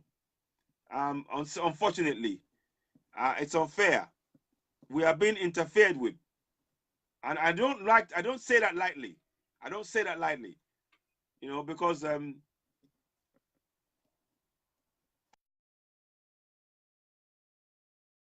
my page for a month. Here we go again. Aladdin, Eastern Young Entrepreneurs. So I was blocked on my page for a month, and I was blocked on the 29th of January. On the 29th of January, CitizenAY's page was blocked, and I was not released back onto Facebook until the 28th of February. On the 29th of January, I was blocked, and I could not go back onto Facebook on CitizenAY until the 28th of February. So this was a deliberate move because they wanted to keep this page quiet. They didn't want us talking. But they won't stop us. I found other means to talk as much as I could. Yes, the impact wasn't there. They didn't like the fact that CitizenAY's page can reach 1.5 million Nigerians. They didn't like that. And all we are talking about is the truth. We're not interested in telling lies or cheapening someone else's name. We just want the people to have the opportunity to make a right decision, an informed decision about who is going to be their leader, be it governor, be it the House of Rep, be it senator, be it president. All of these positions. We want people to have the ability to be able to make informed decisions, and we are interfering with us like this. Welcome back. Welcome back. And I admire your patience. I truly admire your patience because I'm really angry right now. I admire your patience, my brother. Carry on. Carry on. I understand. It's a network. They don't want us talking at all. They just don't want us talking. And that's what they're doing. They don't want us. It's frozen again. They just don't want us. Exactly. We have to demand for a better Nigeria. This should make you want to, should make you want to to vote for Chidi in Enugu right now. What is happening right now? What is happening? We are being interrupted as we're having this broadcast. We are being interrupted.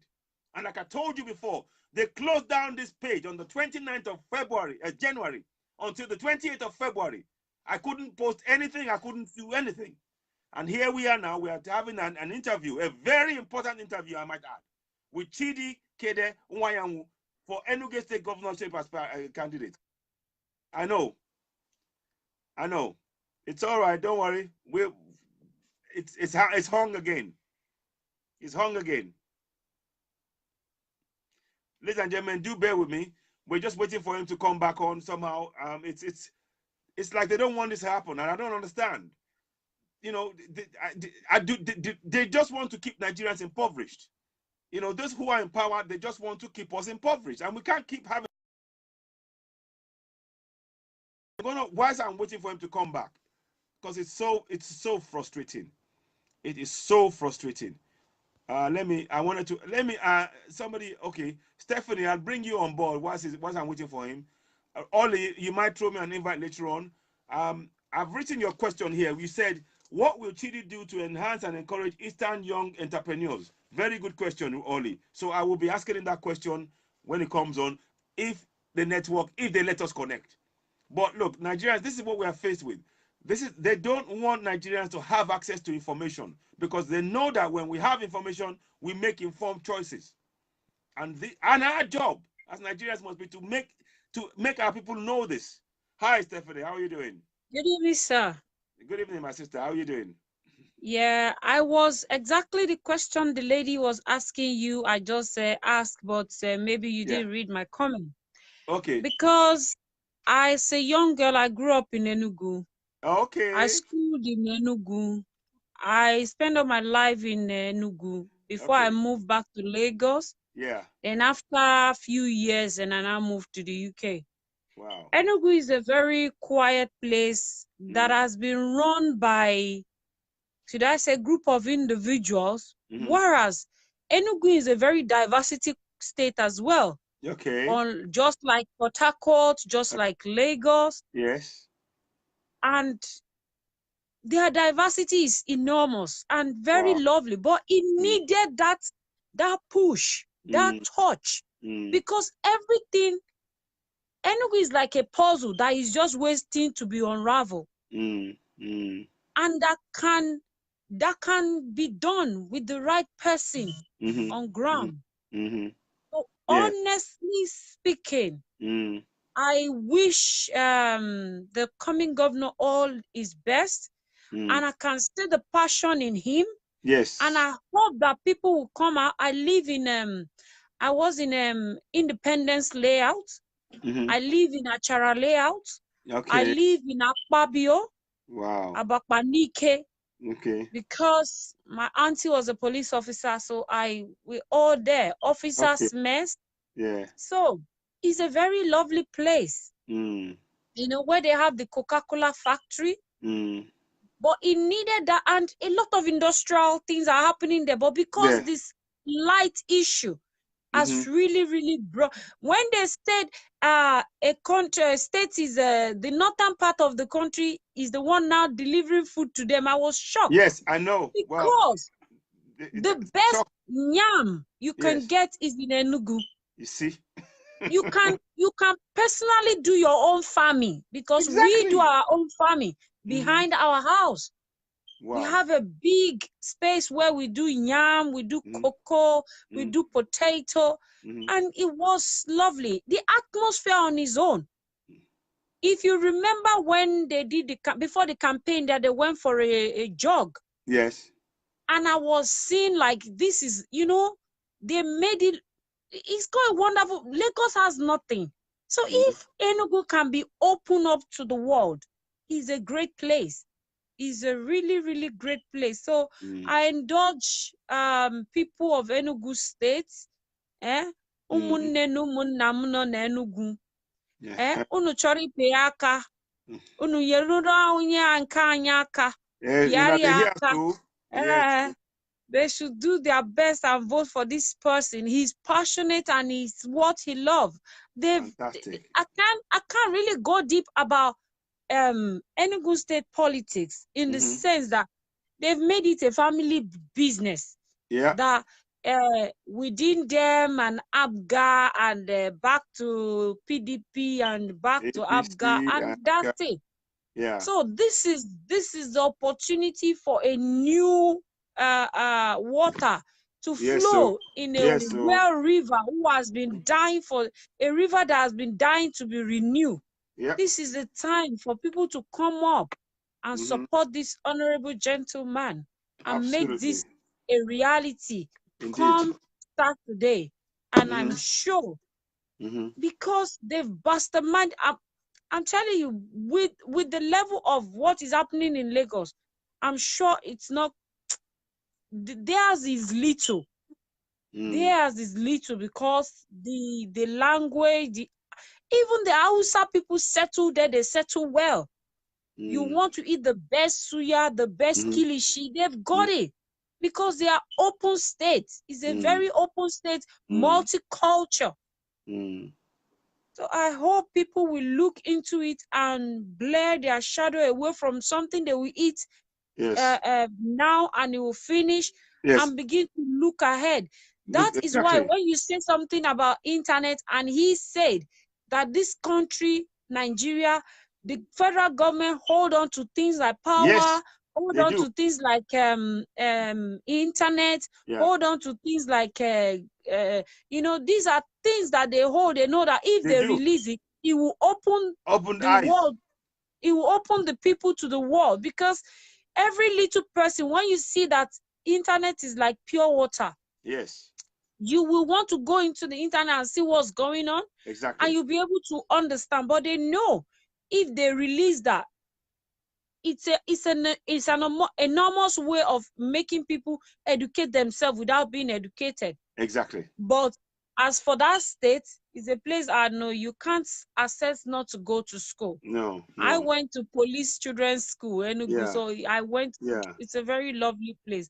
So I wish him all the best, Uncle. I wish him all the best. He's just said, Chidi just says, I'll read something he just said now. Chidi says, really sorry, guys. That's our story here, 2019. Internet in Nigeria. You know, sadly, that's what we're facing. You know, this is what they can imagine when Shura went to Australia. He was sitting at the bus stop and he said, right where he's sitting, it is the job of the bank opposite the bus stop to distribute internet. In that area. You see? Stephanie, he's back on now. If I can just bring him back on quickly. All right, my sister. Take care. Talk soon. Right, okay. I'm gonna bring you back in, Chidi. Right, okay. So Nigerians, we got work to do. We really got work to do. We know, I'm prepared. They might stop us again. So just be ready. And again, I thank you for your patience. And I read what you wrote just now. And you said, really sorry, guys. That's our story here. 2019, internet in Nigeria. We all get it. That's what it is. 2019, man.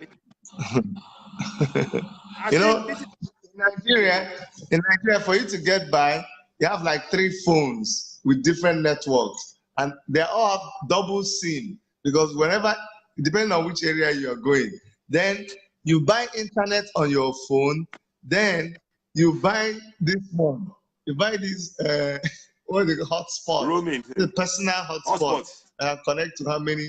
So this one is Glow. I have a Etisalat on my phone. Then you have another one. You have another one here. It's painful.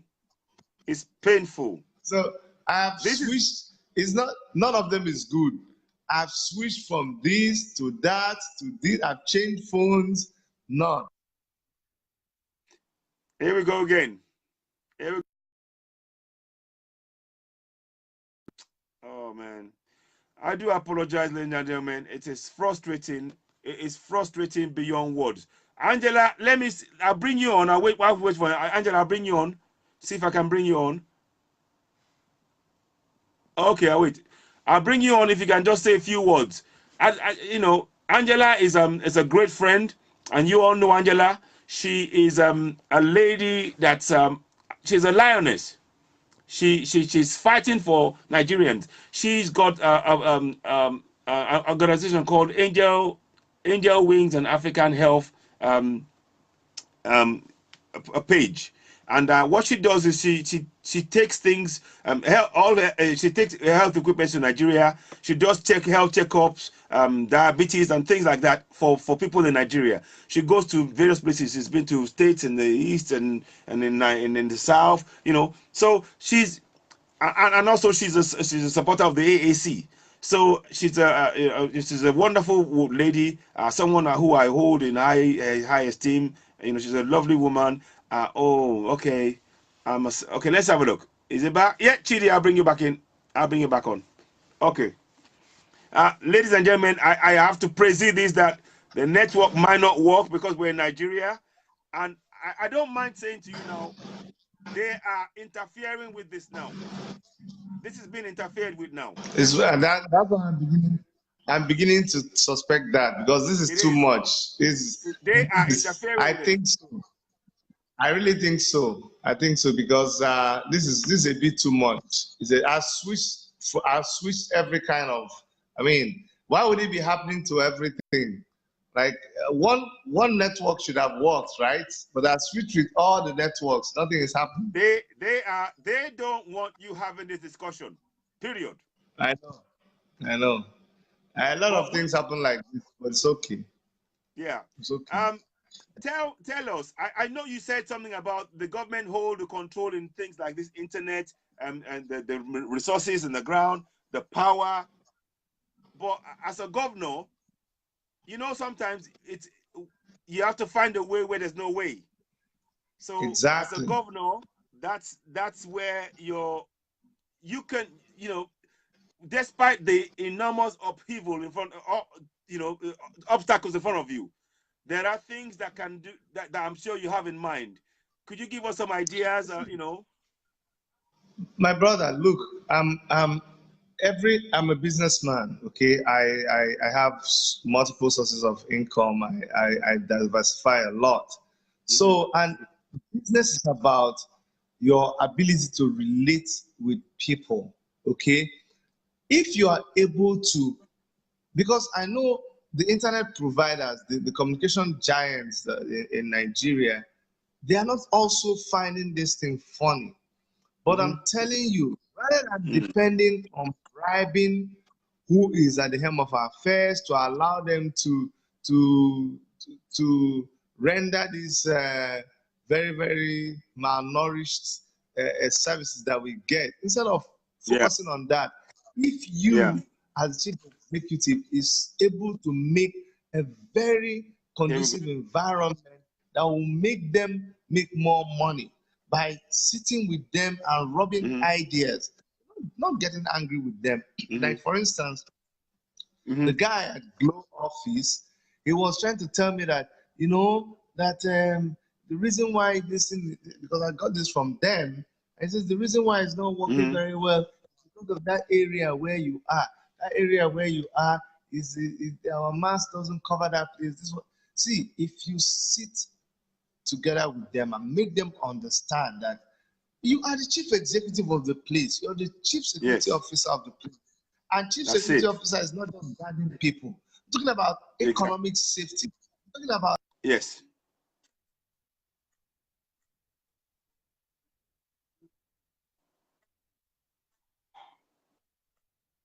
quality of life of the citizens of my state. It would be a big worry to me. And I don't think that if the state government is able to talk with you people over and over again and give you conditions for operating in the state, if you don't meet that condition, it is also left for any state government who realizes, any state governor who realizes the power he has, he can do and undo. Because all he needs to do is to leave you and talk with the powers that be over there. And through that, he can either force you to do what he wants, not force you, but compel you to do what he wants to do. You. Yes. Find a way to kick you out by bringing in companies that are better. You understand? Yeah. So many people who can do better. If if the state governor cannot bring them in directly, he will. It's your willingness to do the legwork. You can go. You can help any company come and operate in your state. I'm telling you, all we are saying is not that the government will stop you from doing it, the federal government, but there's nothing where there's a will, there's a way. All those difficult, like me and you, will continue. We could have given up a long time ago. You could have gotten frustrated. I could have gotten frustrated. But if we persevere, so it depends on, does the state governor care about minor things like this?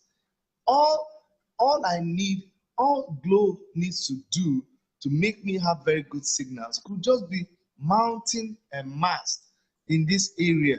So if the governor cares about that, sit down with them and talk over things with them. Sometimes it's just a little solution that will make these things work. Maybe they need a mast, but they tell you, Oga Governor, we put a mast there. We have to buy generator that will have to run 24 hours. We have to buy diesel. We have to do this. But we also know that the governor of the state runs generator for so many lights. You know, he has access to so many things. So maybe he could share that kind of power or access that he has to certain things with this company. Look, let me tell you something. If every citizen of the state is happy, if people say, if you go to Enugu, their internet is super, this one is super. If everybody is happy, the people will love you and the state will be more enjoyable. So absolutely. It still depends on the personality of the governor. It depends on who he is, his business acumen, how good is he with, you know, brokering very good deals that will make the city very happy. I'm telling you, he has to know how to apply the power that he has. But if you don't care about things like that, you know, like they tell you that, okay, people's internet is dropping, and the governor says, which one concern me with internet now? Me. To talk about. You know, that's what our people don't think that is an issue for them to talk about. Exactly. Not me, exactly. Governor, talk about internet again. You know, but it's got to.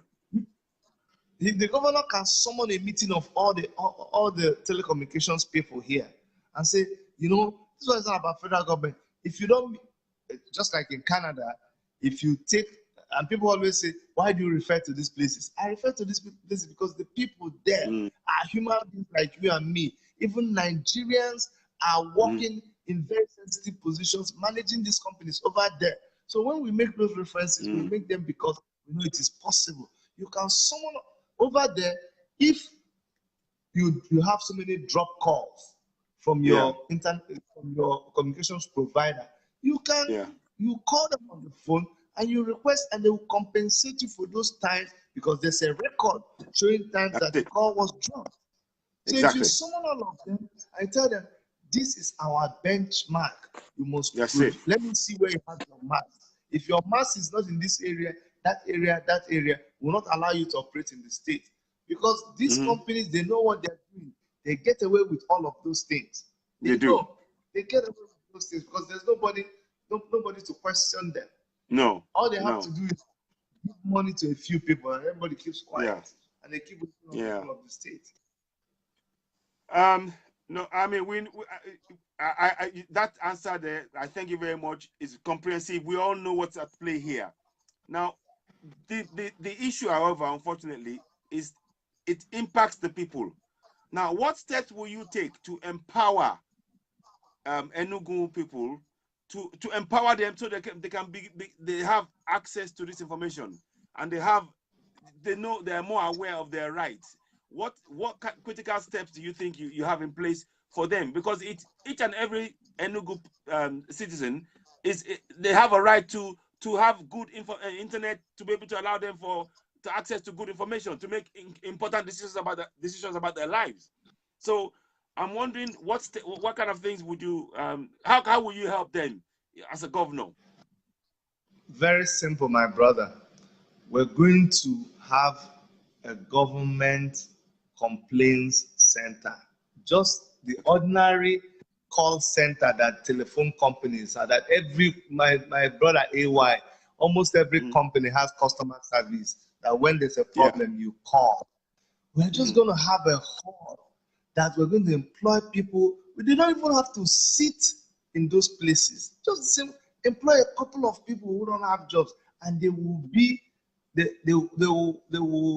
like customer service for the government.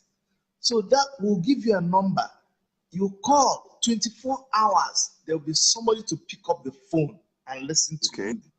And when you listen, let me tell you something. Sometimes you may not have an immediate answer to somebody's problem, but just the fact that when they call Enugu state government number, somebody say, "Hello, how are you?"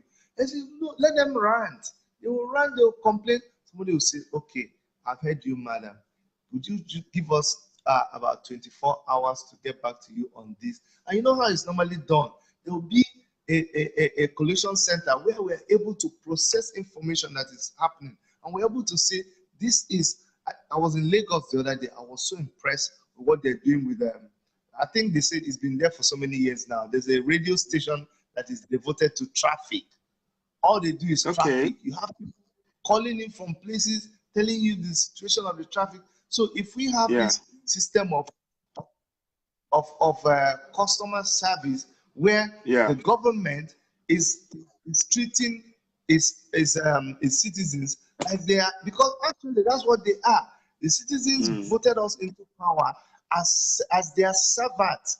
So we need to be able to tell them, to ask what a servant does to their master is to say, "How are you today, sir? Is there anything I can do for you? That thing I did yesterday." We wait on, so every state government under my leadership, we wait on the citizens. We must have a way of listening to the citizens, and we'll take it seriously. If ordinary companies can open up their lines and not be afraid of everybody calling them, and they're able to handle it, the state government should be able to do that. Just with that simple method, over a period of time, we would, because what people are afraid in Nigeria is, and that's what kills companies, we don't open ways for feedback. Because we know we are not doing good, because we know what we're going to hear from people, we avoid them. But you know that the best companies in the world are companies that allow you to criticize them. They allow you to give them feedback. They tell you, what do you think of our service? So once we do that, it is going to make sure that because some of these problems, you don't even know. You don't know. As a governor, you don't know. So how would you know if there's no way of hearing back? Of hearing feedback. If you have a way of listening to people like that, there'll be no need for people to come and wait in the government house to see the governor. They will not even need to go and see a commissioner, because you're talking to them. You're talking to them. When they talk to the customer service professional, they will now direct their question to the appropriate quarters, and they will get back to you with the answer. Indeed. Thank you very much. Listen, somebody asked a question here. Ollie, a friend of mine, she said, I think you've answered some of it before, but I wanted to ask again. What will you do to enhance and encourage Eastern young entrepreneurs? To encourage Eastern young entrepreneurs? Yes. My brother, look, people. On network again. Ladies and gentlemen, I'm sorry about this. I'm terribly sorry. It's a network again. They've locked it up again. Yeah, go on. Okay, luckily we're back. It'll come back. I'll go straight to that. Yeah, you're back now? When we buy our cell phones, when we buy our computers, when they break down, guess where we go? We go to the computer village. We go to repairers. Yeah. Indeed. Network. It is so frustrating. It is so frustrating. Do hang there with me, please. I'm gonna try, and if it goes, if it's gonna go in a minute, I'll bring Angela back on if you can. Angela, can I add you? I'd like your comments, please. We know how this works.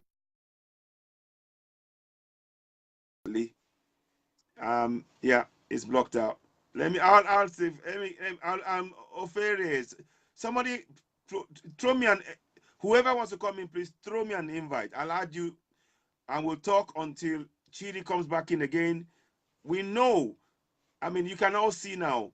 I spoke to Stephanie earlier on, and we spoke until I told her, "Oh, Chidi's here," and she left the broadcast. So we know that it's not my line, it's not here, it's down in Nigeria. So we know that it's been interfered with, but we don't mind. We don't, however much they interfere, we will continue because we need to change our mindset in Nigeria. We've got to change it. We've got to change this mindset of I am the one and you don't do anything else. We're tired of it. Oh, he's back. Okay, let me do this. Let me see. Okay, I'll add you now. Okay. I am, okay, hello. I know. So what? So yeah. What we need to do, AY? What we need to do, AY, is that we're going to empower these young men. Okay, they already have the skill. We already accept them as the ones that fix these things. So we are going to empower them in such a way that their little business will be developed into a big business. Okay? How do we empower them? The ones that will give them soft loans, some of them don't need heavy money. We give them soft loans, make sure that there's a rail line in the market. On that rail line, we have all these young men. They have laptops and they are on one rickety table. There's so many of them. Okay, so we're going to make sure that we empower them, make sure they stay in an environment that will make, because if you are able to move them from just staying in that rickety place, okay, they will earn more money and they will be able to excel in whatever they are doing. So whatever skill that they have, even in music, a lot of these young people, they all have their demo tapes. We will be able to, it doesn't take much. We'll establish like, unfortunately, do you know that in Enugu state budget for this year, there was zero allocation to the youth. Zero allocation. Zero allocation. Go and check the budget of Enugu state. Nothing was allocated to youth. But my government, the government of AAC in Enugu state will not do that. We will, because I've gone to these boys, I've talked to them, and I said, what do you, I went to talk to them, I said, what do you need to expand your business? And you hear the ridiculous amount of money that they will tell you. They'll say, if I can get 300,000 naira, if I can get 400,000 naira, I'll be able to rent a small shop. My brother, 300,000 is less than $1,000. And that is what makes somebody's life.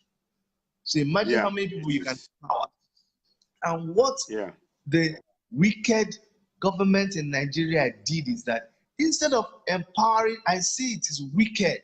Because instead of empowering people, instead of empowering them to get out of poverty, they held back that money and kept people poor until the election. So that now during the election, when they bring out their 1,000 money or this one that our uncle Banjo is doing, trader money, they waited. It was time for election and they started giving them that money.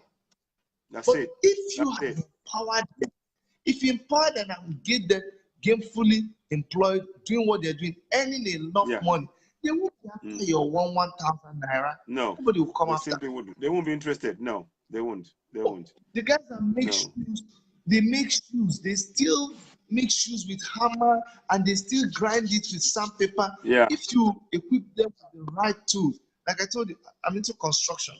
Everything is power tools now. But in Nigeria, people will roof a whole building with all these their mighty roofs in Nigeria with hammer and nail under the sun. Under the sun, back. All over the world now, what they do is they use power tools. Yes, it's done. Yeah. And they're done. They still saw the wood to frame that whole mighty thing you see, like the Pyramid of Egypt, that kind of roof they have in Nigeria. They have to saw it with hands. By hand. 2019. It's not good. Not good. No. That's what we're going to do. Unfortunately, Okay. let me tell you the problem. Let me tell you some of the problems that we have. I went to a place where, to tell you how we have a lot of work to do with the people's mindset. I went Yep. to a place Yep. where they call them labor markets. You know, Yeah. the labor market is where, in the interpretation of labor market here, is where people that carry their hoe and their shovel early in the morning looking Yes. for work. So It's, we go to that labor market, and I say, guys, those of you who don't have a skill, all you're doing is just to go and serve medicine or break wall or carry things on site. You don't have a skill. I want to see you. And they came out, and I held a meeting with them. And I said, I'm going to train you guys and give you a oh. skill. I'm telling you, not far from where I stay here, because every day I pass them, I see them. So I stopped and I told them to organize themselves.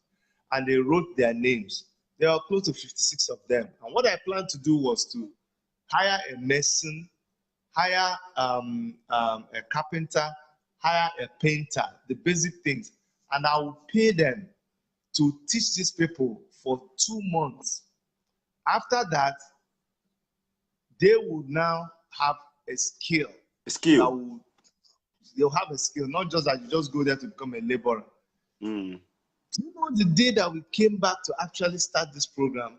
You know what they told me? I said, Oga, we don't look this thing, oh. And as we see, say you be politician, better make you just give us money. We don't want the training. Just give us money. I said, how much can I ever give you that will be That will better be than enough. this? That's how that program ended. They didn't want to take the training. I said, But you okay, see, now, bye-bye. very good point you raised here now. Now, one of the things I like to you talked about the mindset, and that the mindset of the Nigerians. Can you hear me? I can hear you. I can hear you, Okay. A1. I can Yeah. hear you. The mindset of the Nigerians, have been so corrupted by by this Bible and the Quran that we've been forced to read since the age of 4. So much so that our people, they don't think outside that box. Now, here's a little proposal that I have in mind. To date, I did a little sample test to ask Nigerians about the Nigerian Constitution, and I would say less than 1% of Nigerians have ever heard of the Nigerian Constitution. When I ask people, they go, Constitution, they start singing the national anthem to me. I say, no, the Constitution of the nation. Oh, that one. Oh, I've heard about it, but I don't know. So I said, do you know you have rights in there? And they go, oh, I don't know. Then I start telling them about the rights. You have a right to life, Section 33. They go, oh, I didn't know that. You have under Section 15.3a, the government must provide facilities to ensure the free movement of goods, services, and people throughout the federation. When I start quoting that to them, and they go, I don't know this. So it got me to now do something where I have a page. I'll put it on here for you so you can see it. A website, and I created a website, and it's called www.citizenay.org. On there, the first thing you will see is the Nigerian Constitution.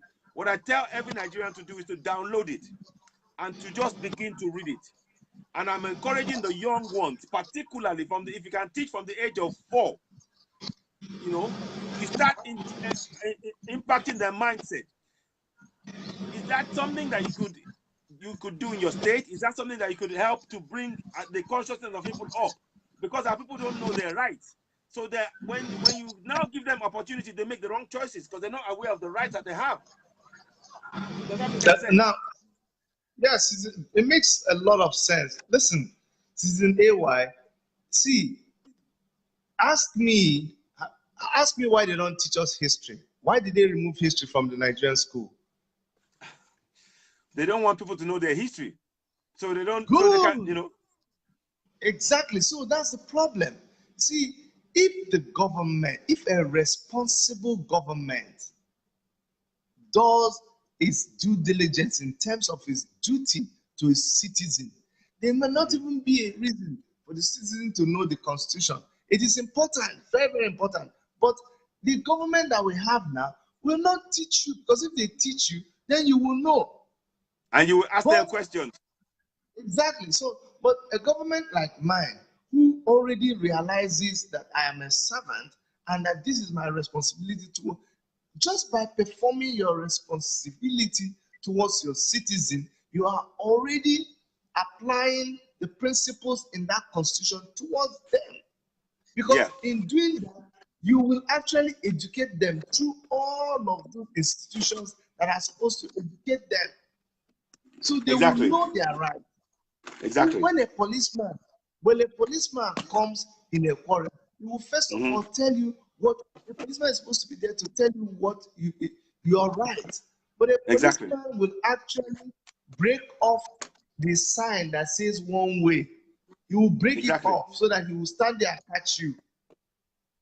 So that Yeah. is him making sure that you don't even know your rights. So I agree Exactly. with you. We will do Exactly. enlightenment. We will do an enlightenment. In fact, now that you've said this, I will adopt what you have said and actually enshrine it in the curriculum of every school in Enugu State. So they teach Constitution as a subject because we can do that. I already want to, but again, remember what we say because of the government, what they do at the federal. But we will find Yeah. a smart way.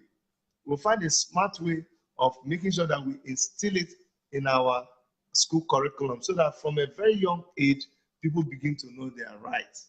And the only government that Yeah. can do that is a government that is willing to allow itself to be scrutinized, to allow itself to be dissected by people. That's the only kind of Yeah. government that can do Yeah. that. Yeah. I'll just add one thing.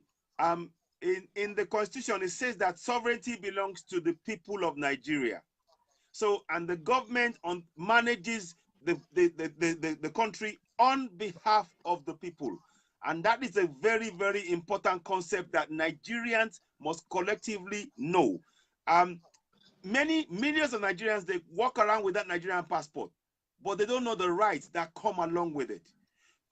With that Nigerian passport, if we all knew our rights, no Nigerian will be shot or killed outside Nigeria or inside Nigeria without anybody having to go and make extensive research, understand, review of what happened, and they would have to make a report, to Nigerians. But because we have been so brainwashed with all of this other stuff, Nigerians don't know the rights that they have that comes with being a citizen of Nigeria, and that's what we need to address. Because once you know those rights, then you know that you can ask the right questions. Right now, if you go and speak to a Nigerian and say, "Do you know your rights?" "Oh, I can do whatever. I can walk free." No, that's talking. But the words laid in the Constitution is so powerful. Section 1, subsection 3 states that if any law goes against the Nigerian Constitution, that law shall be void, and the Nigerian Constitution shall be the one that supersedes it. So, be it your Bible, be it your Quran, the law of the land is none other than our Constitution. And many don't know that. So, but people will go and believe in the Bible 100%. They will believe in the Quran 100%. But even those two, when you combine them, they don't stand a chance next to the Nigerian Constitution.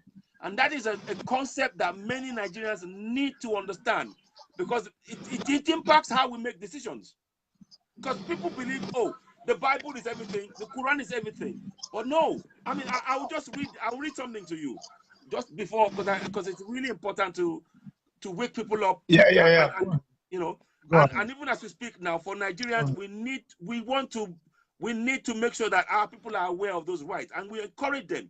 And when I found this out myself, I'm a 52-year-old man, and it took me, when I'm past 50-year-old, to find out about the Nigerian Constitution. That's a shame on the Nigerian government. It's a shame on the entire system.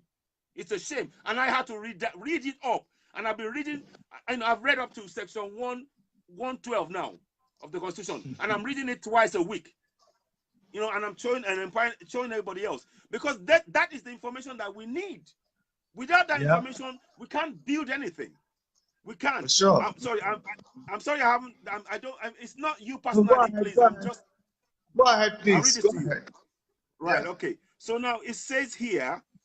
if I can get it to turn. Okay. Now, the Constitution is supreme, and its provisions shall have binding force on the authorities and persons throughout the Federal Republic of Nigeria. That is Section 1 of the Nigerian Constitution, right there. It tells us that that Constitution is supreme, and it's binding on everybody from top to bottom. But what the government does is they don't let Nigerians know this fact, because they know if Nigerians start knowing this, they will start asking them questions, and they don't want Nigerians to ask them questions. That's why they put the Bible. That's why they tell us to pray. That's why they will hold three-day prayer sessions, just to keep Nigerians occupied with praying without asking the right questions. So this is something, I think it's something you need to try and, inculcate in what you're doing. You're doing a fantastic job. I like your ideas. But I want, and this is, but what's happened to all of us, myself included, like I told you now, I'm 52 years old, and it's taking me back only 2 years for me to know about the Nigerian Constitution. You know what? You know one thing. Yeah, you know one thing. AY. Yeah. Nigeria is like an El Dorado country. Now, Yeah. remember when I was telling you about how we've tried to train our agents? Yeah. If it was outside the country, yeah, if it was in Canada, for instance, I will not be training agents like that and telling them to stay away. Yes. Because in Canada, I would say defend your rights, stand your ground, stand down. That's it. That's it. You will stay and say, no, this is not going to happen. I insist on seeing this. I demand to see this. I want you to call the. You can say all that. But in Nigeria, my brother, this place is a crazy country. Honestly speaking, there are things that you would want to do, but because you want to, honestly, it's become like wild west. Some places, if you're not careful, you can be shot.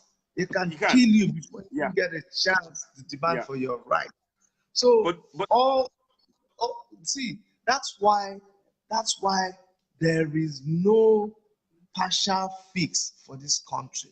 The only fix that will work is a fix from the top to the bottom completely. If a party like the African Action Congress, if somebody like Omar Shore were to be the president, and you have people like me as governors in the state, imagine what kind of a country we would have.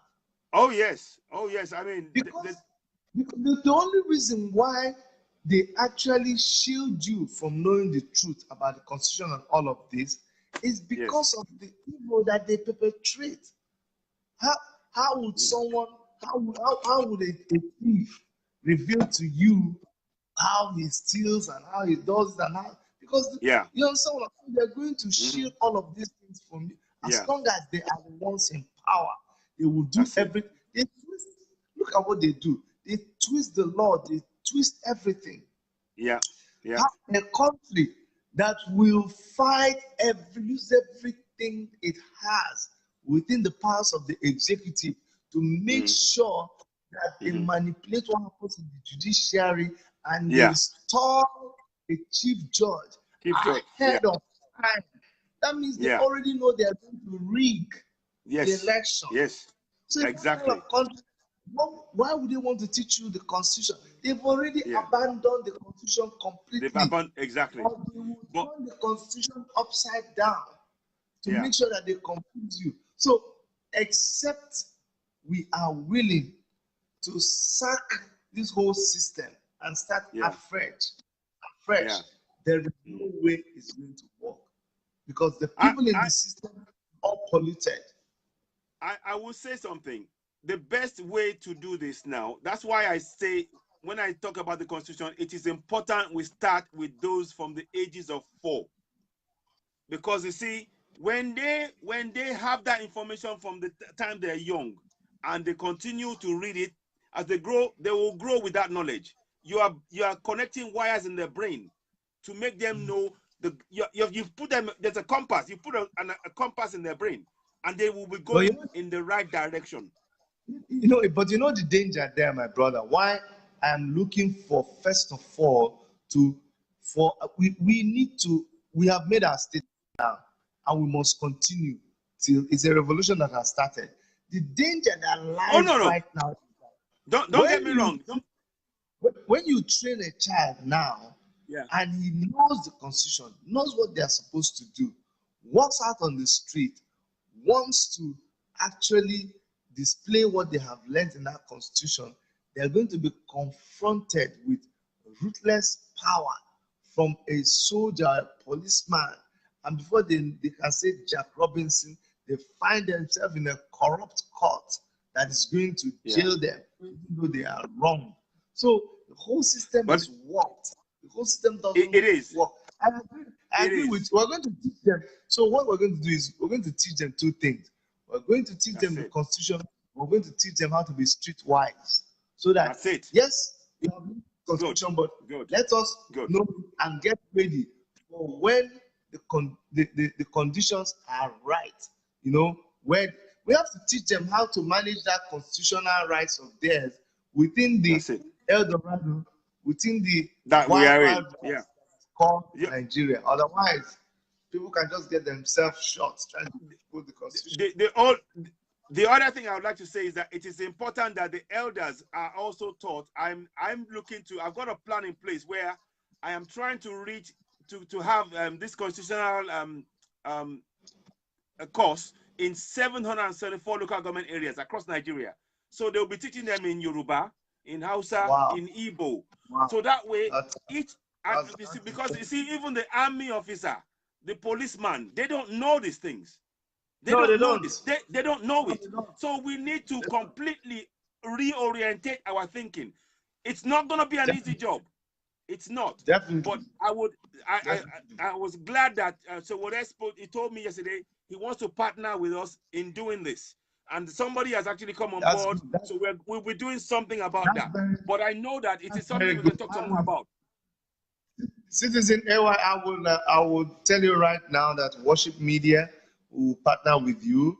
We will help you with videos, and we do video productions. We have a large network, and we will help you with that anytime that you want. Okay, brilliant. I appreciate that. So anyway, we'll pack that to one side, but it's a very, very central part of what it means. We don't know what it means to be a Nigerian citizen. We don't. And that is destroying everything we are building. Unless and that's why we don't have patriotism. So but anyway, we'll put that to one side. Now let's get back to what you're trying to do. Because we got neither match. There was something that came to my mind. You know, when we're talking about health services in Enugu, we under that we have plans to do a lot of telehealth where we partner with doctors abroad, and you can even do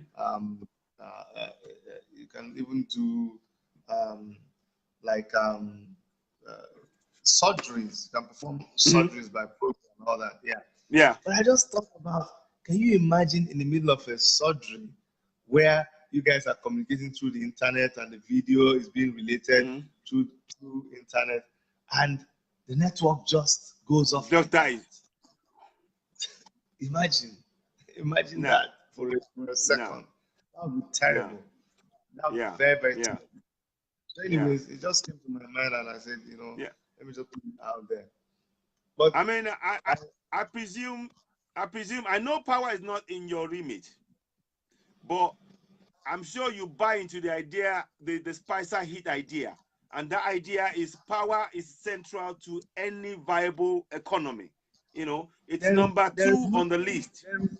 There is nothing you can do with. And the thing about Enugu, that is the thing that makes you want to cry.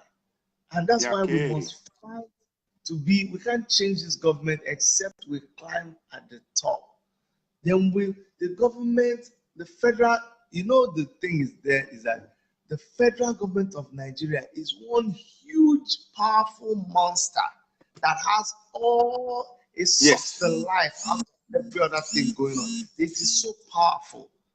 Yeah. And you know why? Yeah. Because the constitution that we are operating right now was written by a bunch of military guys.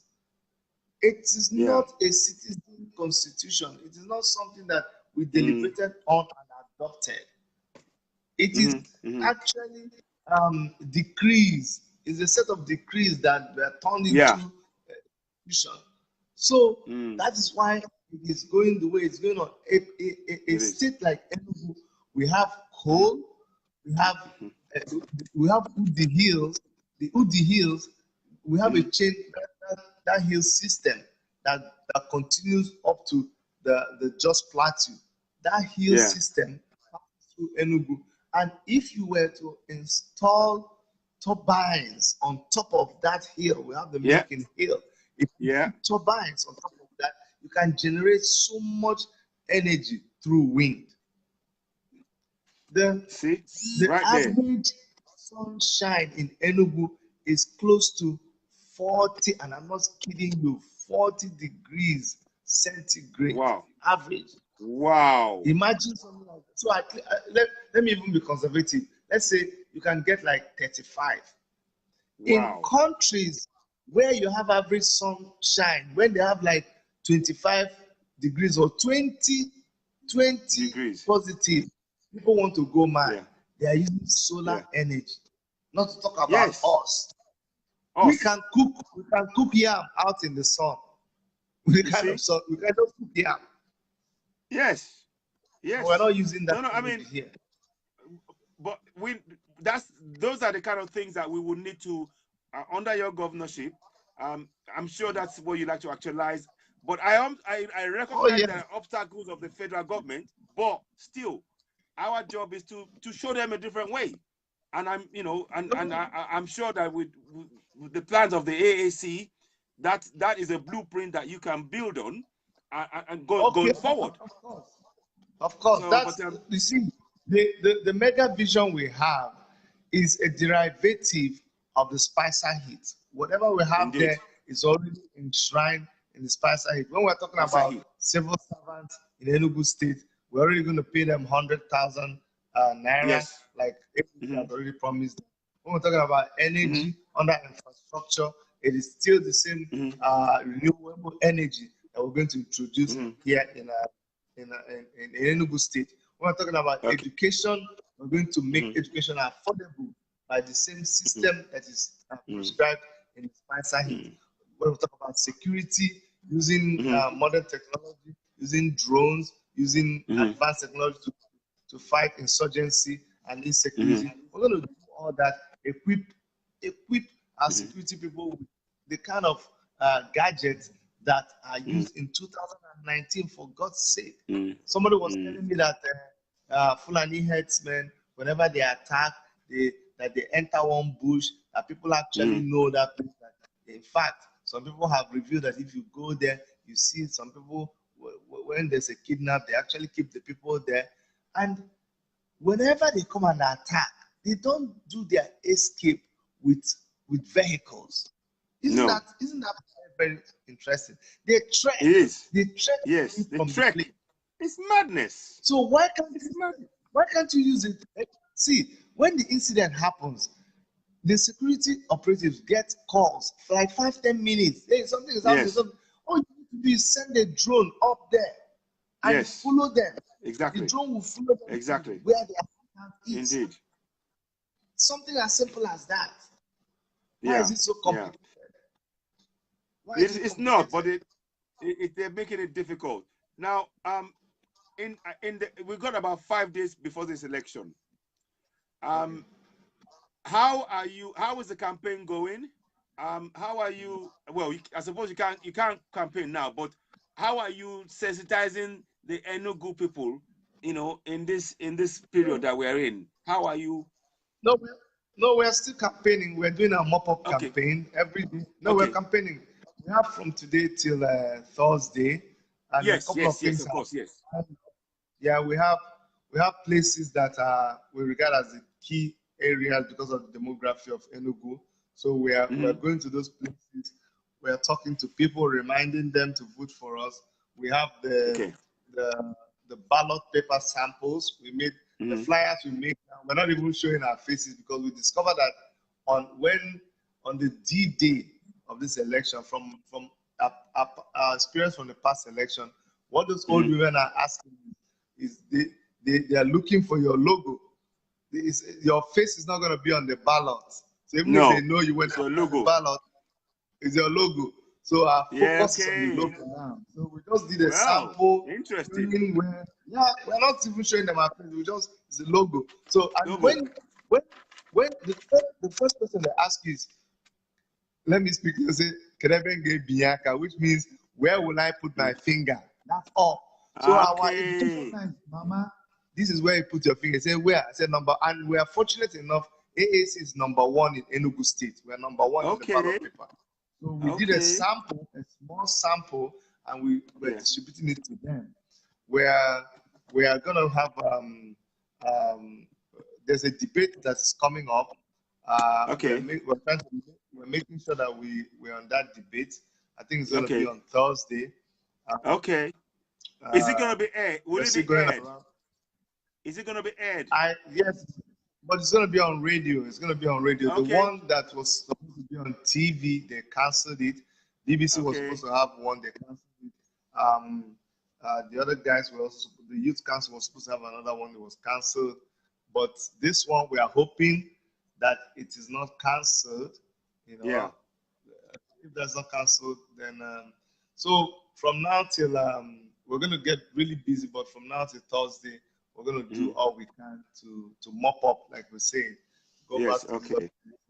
we do like two local governments every day. Yeah. It's hectic.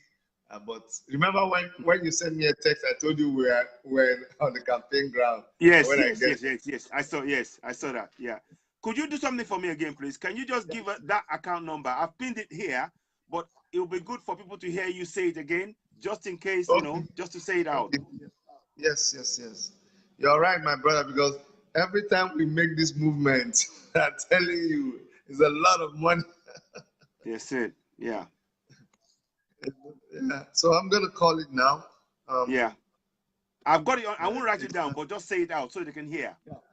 it's Stanbic IBTC Bank, Stanbic IBTC Bank, and the account number is 930-201-6150. It's 930-201-6150. That's the account for the Chidi for Governor campaign team. That's the account Brilliant. number that we're using. And of course, it's pinned to the bottom of the of this broadcast, so you can just follow it and you can take the details there. Yeah, the good thing to CitizenAY is that what is pinned up here shows the different. We have 3 options that you can make donations to us. You can if you're in the diaspora, we have our details there for our campaign account in Toronto, Canada. So people can wire money to that place, and we have a GoFundMe account that you can also donate to and Wire Nigerian into. account. Makes it easy. Fantastic. Now, also, how are you in terms of mobilization? Getting around cars and things. How's that going? Have you got a routine in place? And how's are you? I mean, in those villages and things, how are you able to get to those places? How's that looking like? Well, we run a very prudently managed campaign. We are not oversized, so we maintain. We don't go around with a lot of cars or a lot of people, because I realize that we mostly do door-to-door campaigns. We go right to the people, okay? And you don't need and when we are out there, I really want to get to them. I really want to be able to talk to them. So what the other people do is they distribute the flyers, they carry a placard, and with that we have a compact team. So usually all we need is one bus.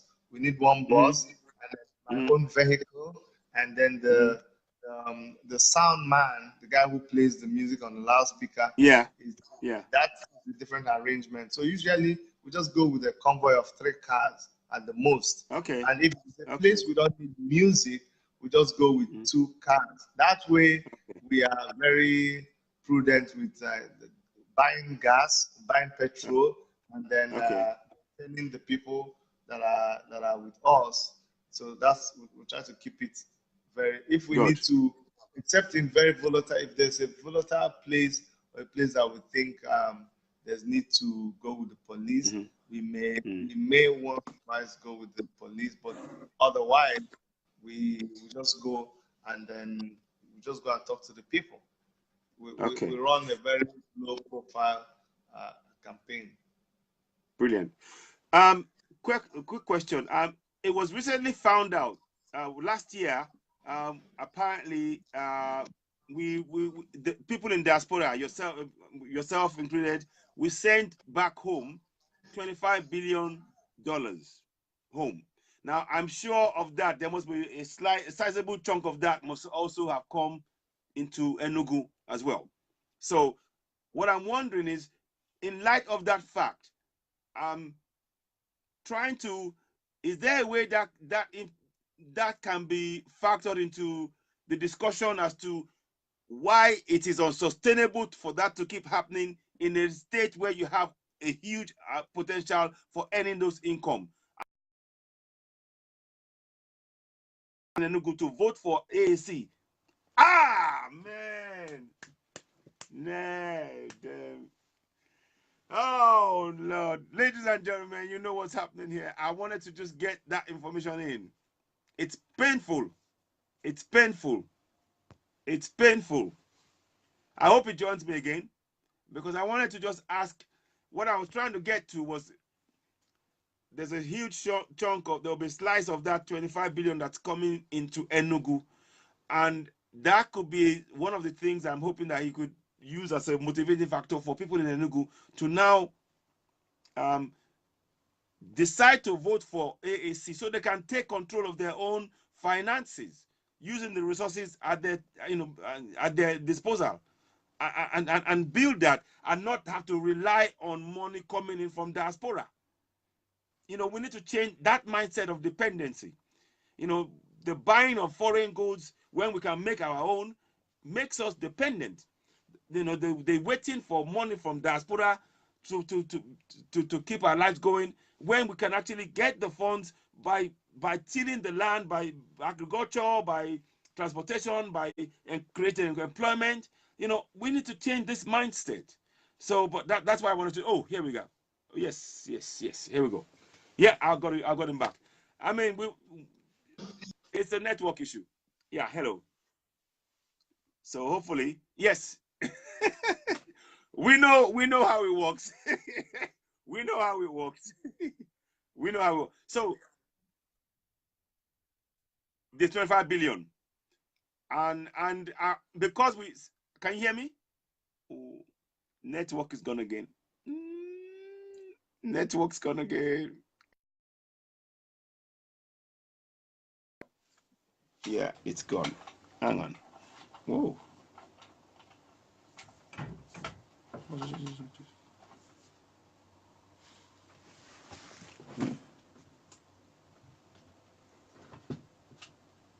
Shiggy.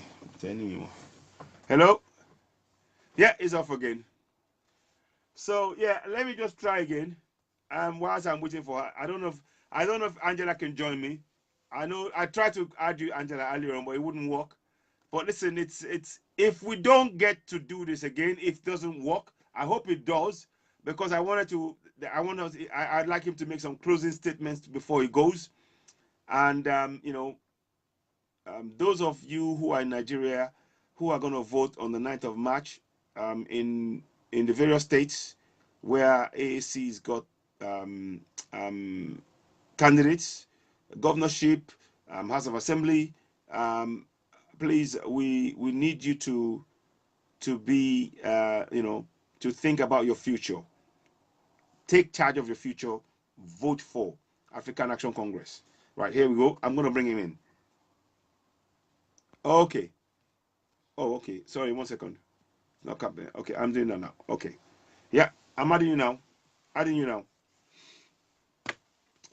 By the way, ladies and gentlemen, I must thank you all for being patient. I have to thank the audience for being patient despite this stop, start. I thank them. So, but yes, quickly, can we? Is there? Are you using that 25 billion as a motivating factor that to try and encourage Enugu people to understand that it is unsustainable to be dependent on diaspora always sending money back home? So please repeat the question. I didn't get. Yes. Yeah. The question is this: the $25 billion that is being sent home by diasporans, yourself included, every year.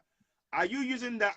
Have you found a way to use that as a motivating factor to tell Enugu people that, look, it is unsustainable to have that chunk, whatever percentage of that money comes into Enugu, it's unsustainable for diasporans to be sending that money when you have the opportunity to be able to make as much more, if not much more money, invest, doing agriculture, building your own people up, your resources in your land, using it to enrich yourselves, to get the things that you need.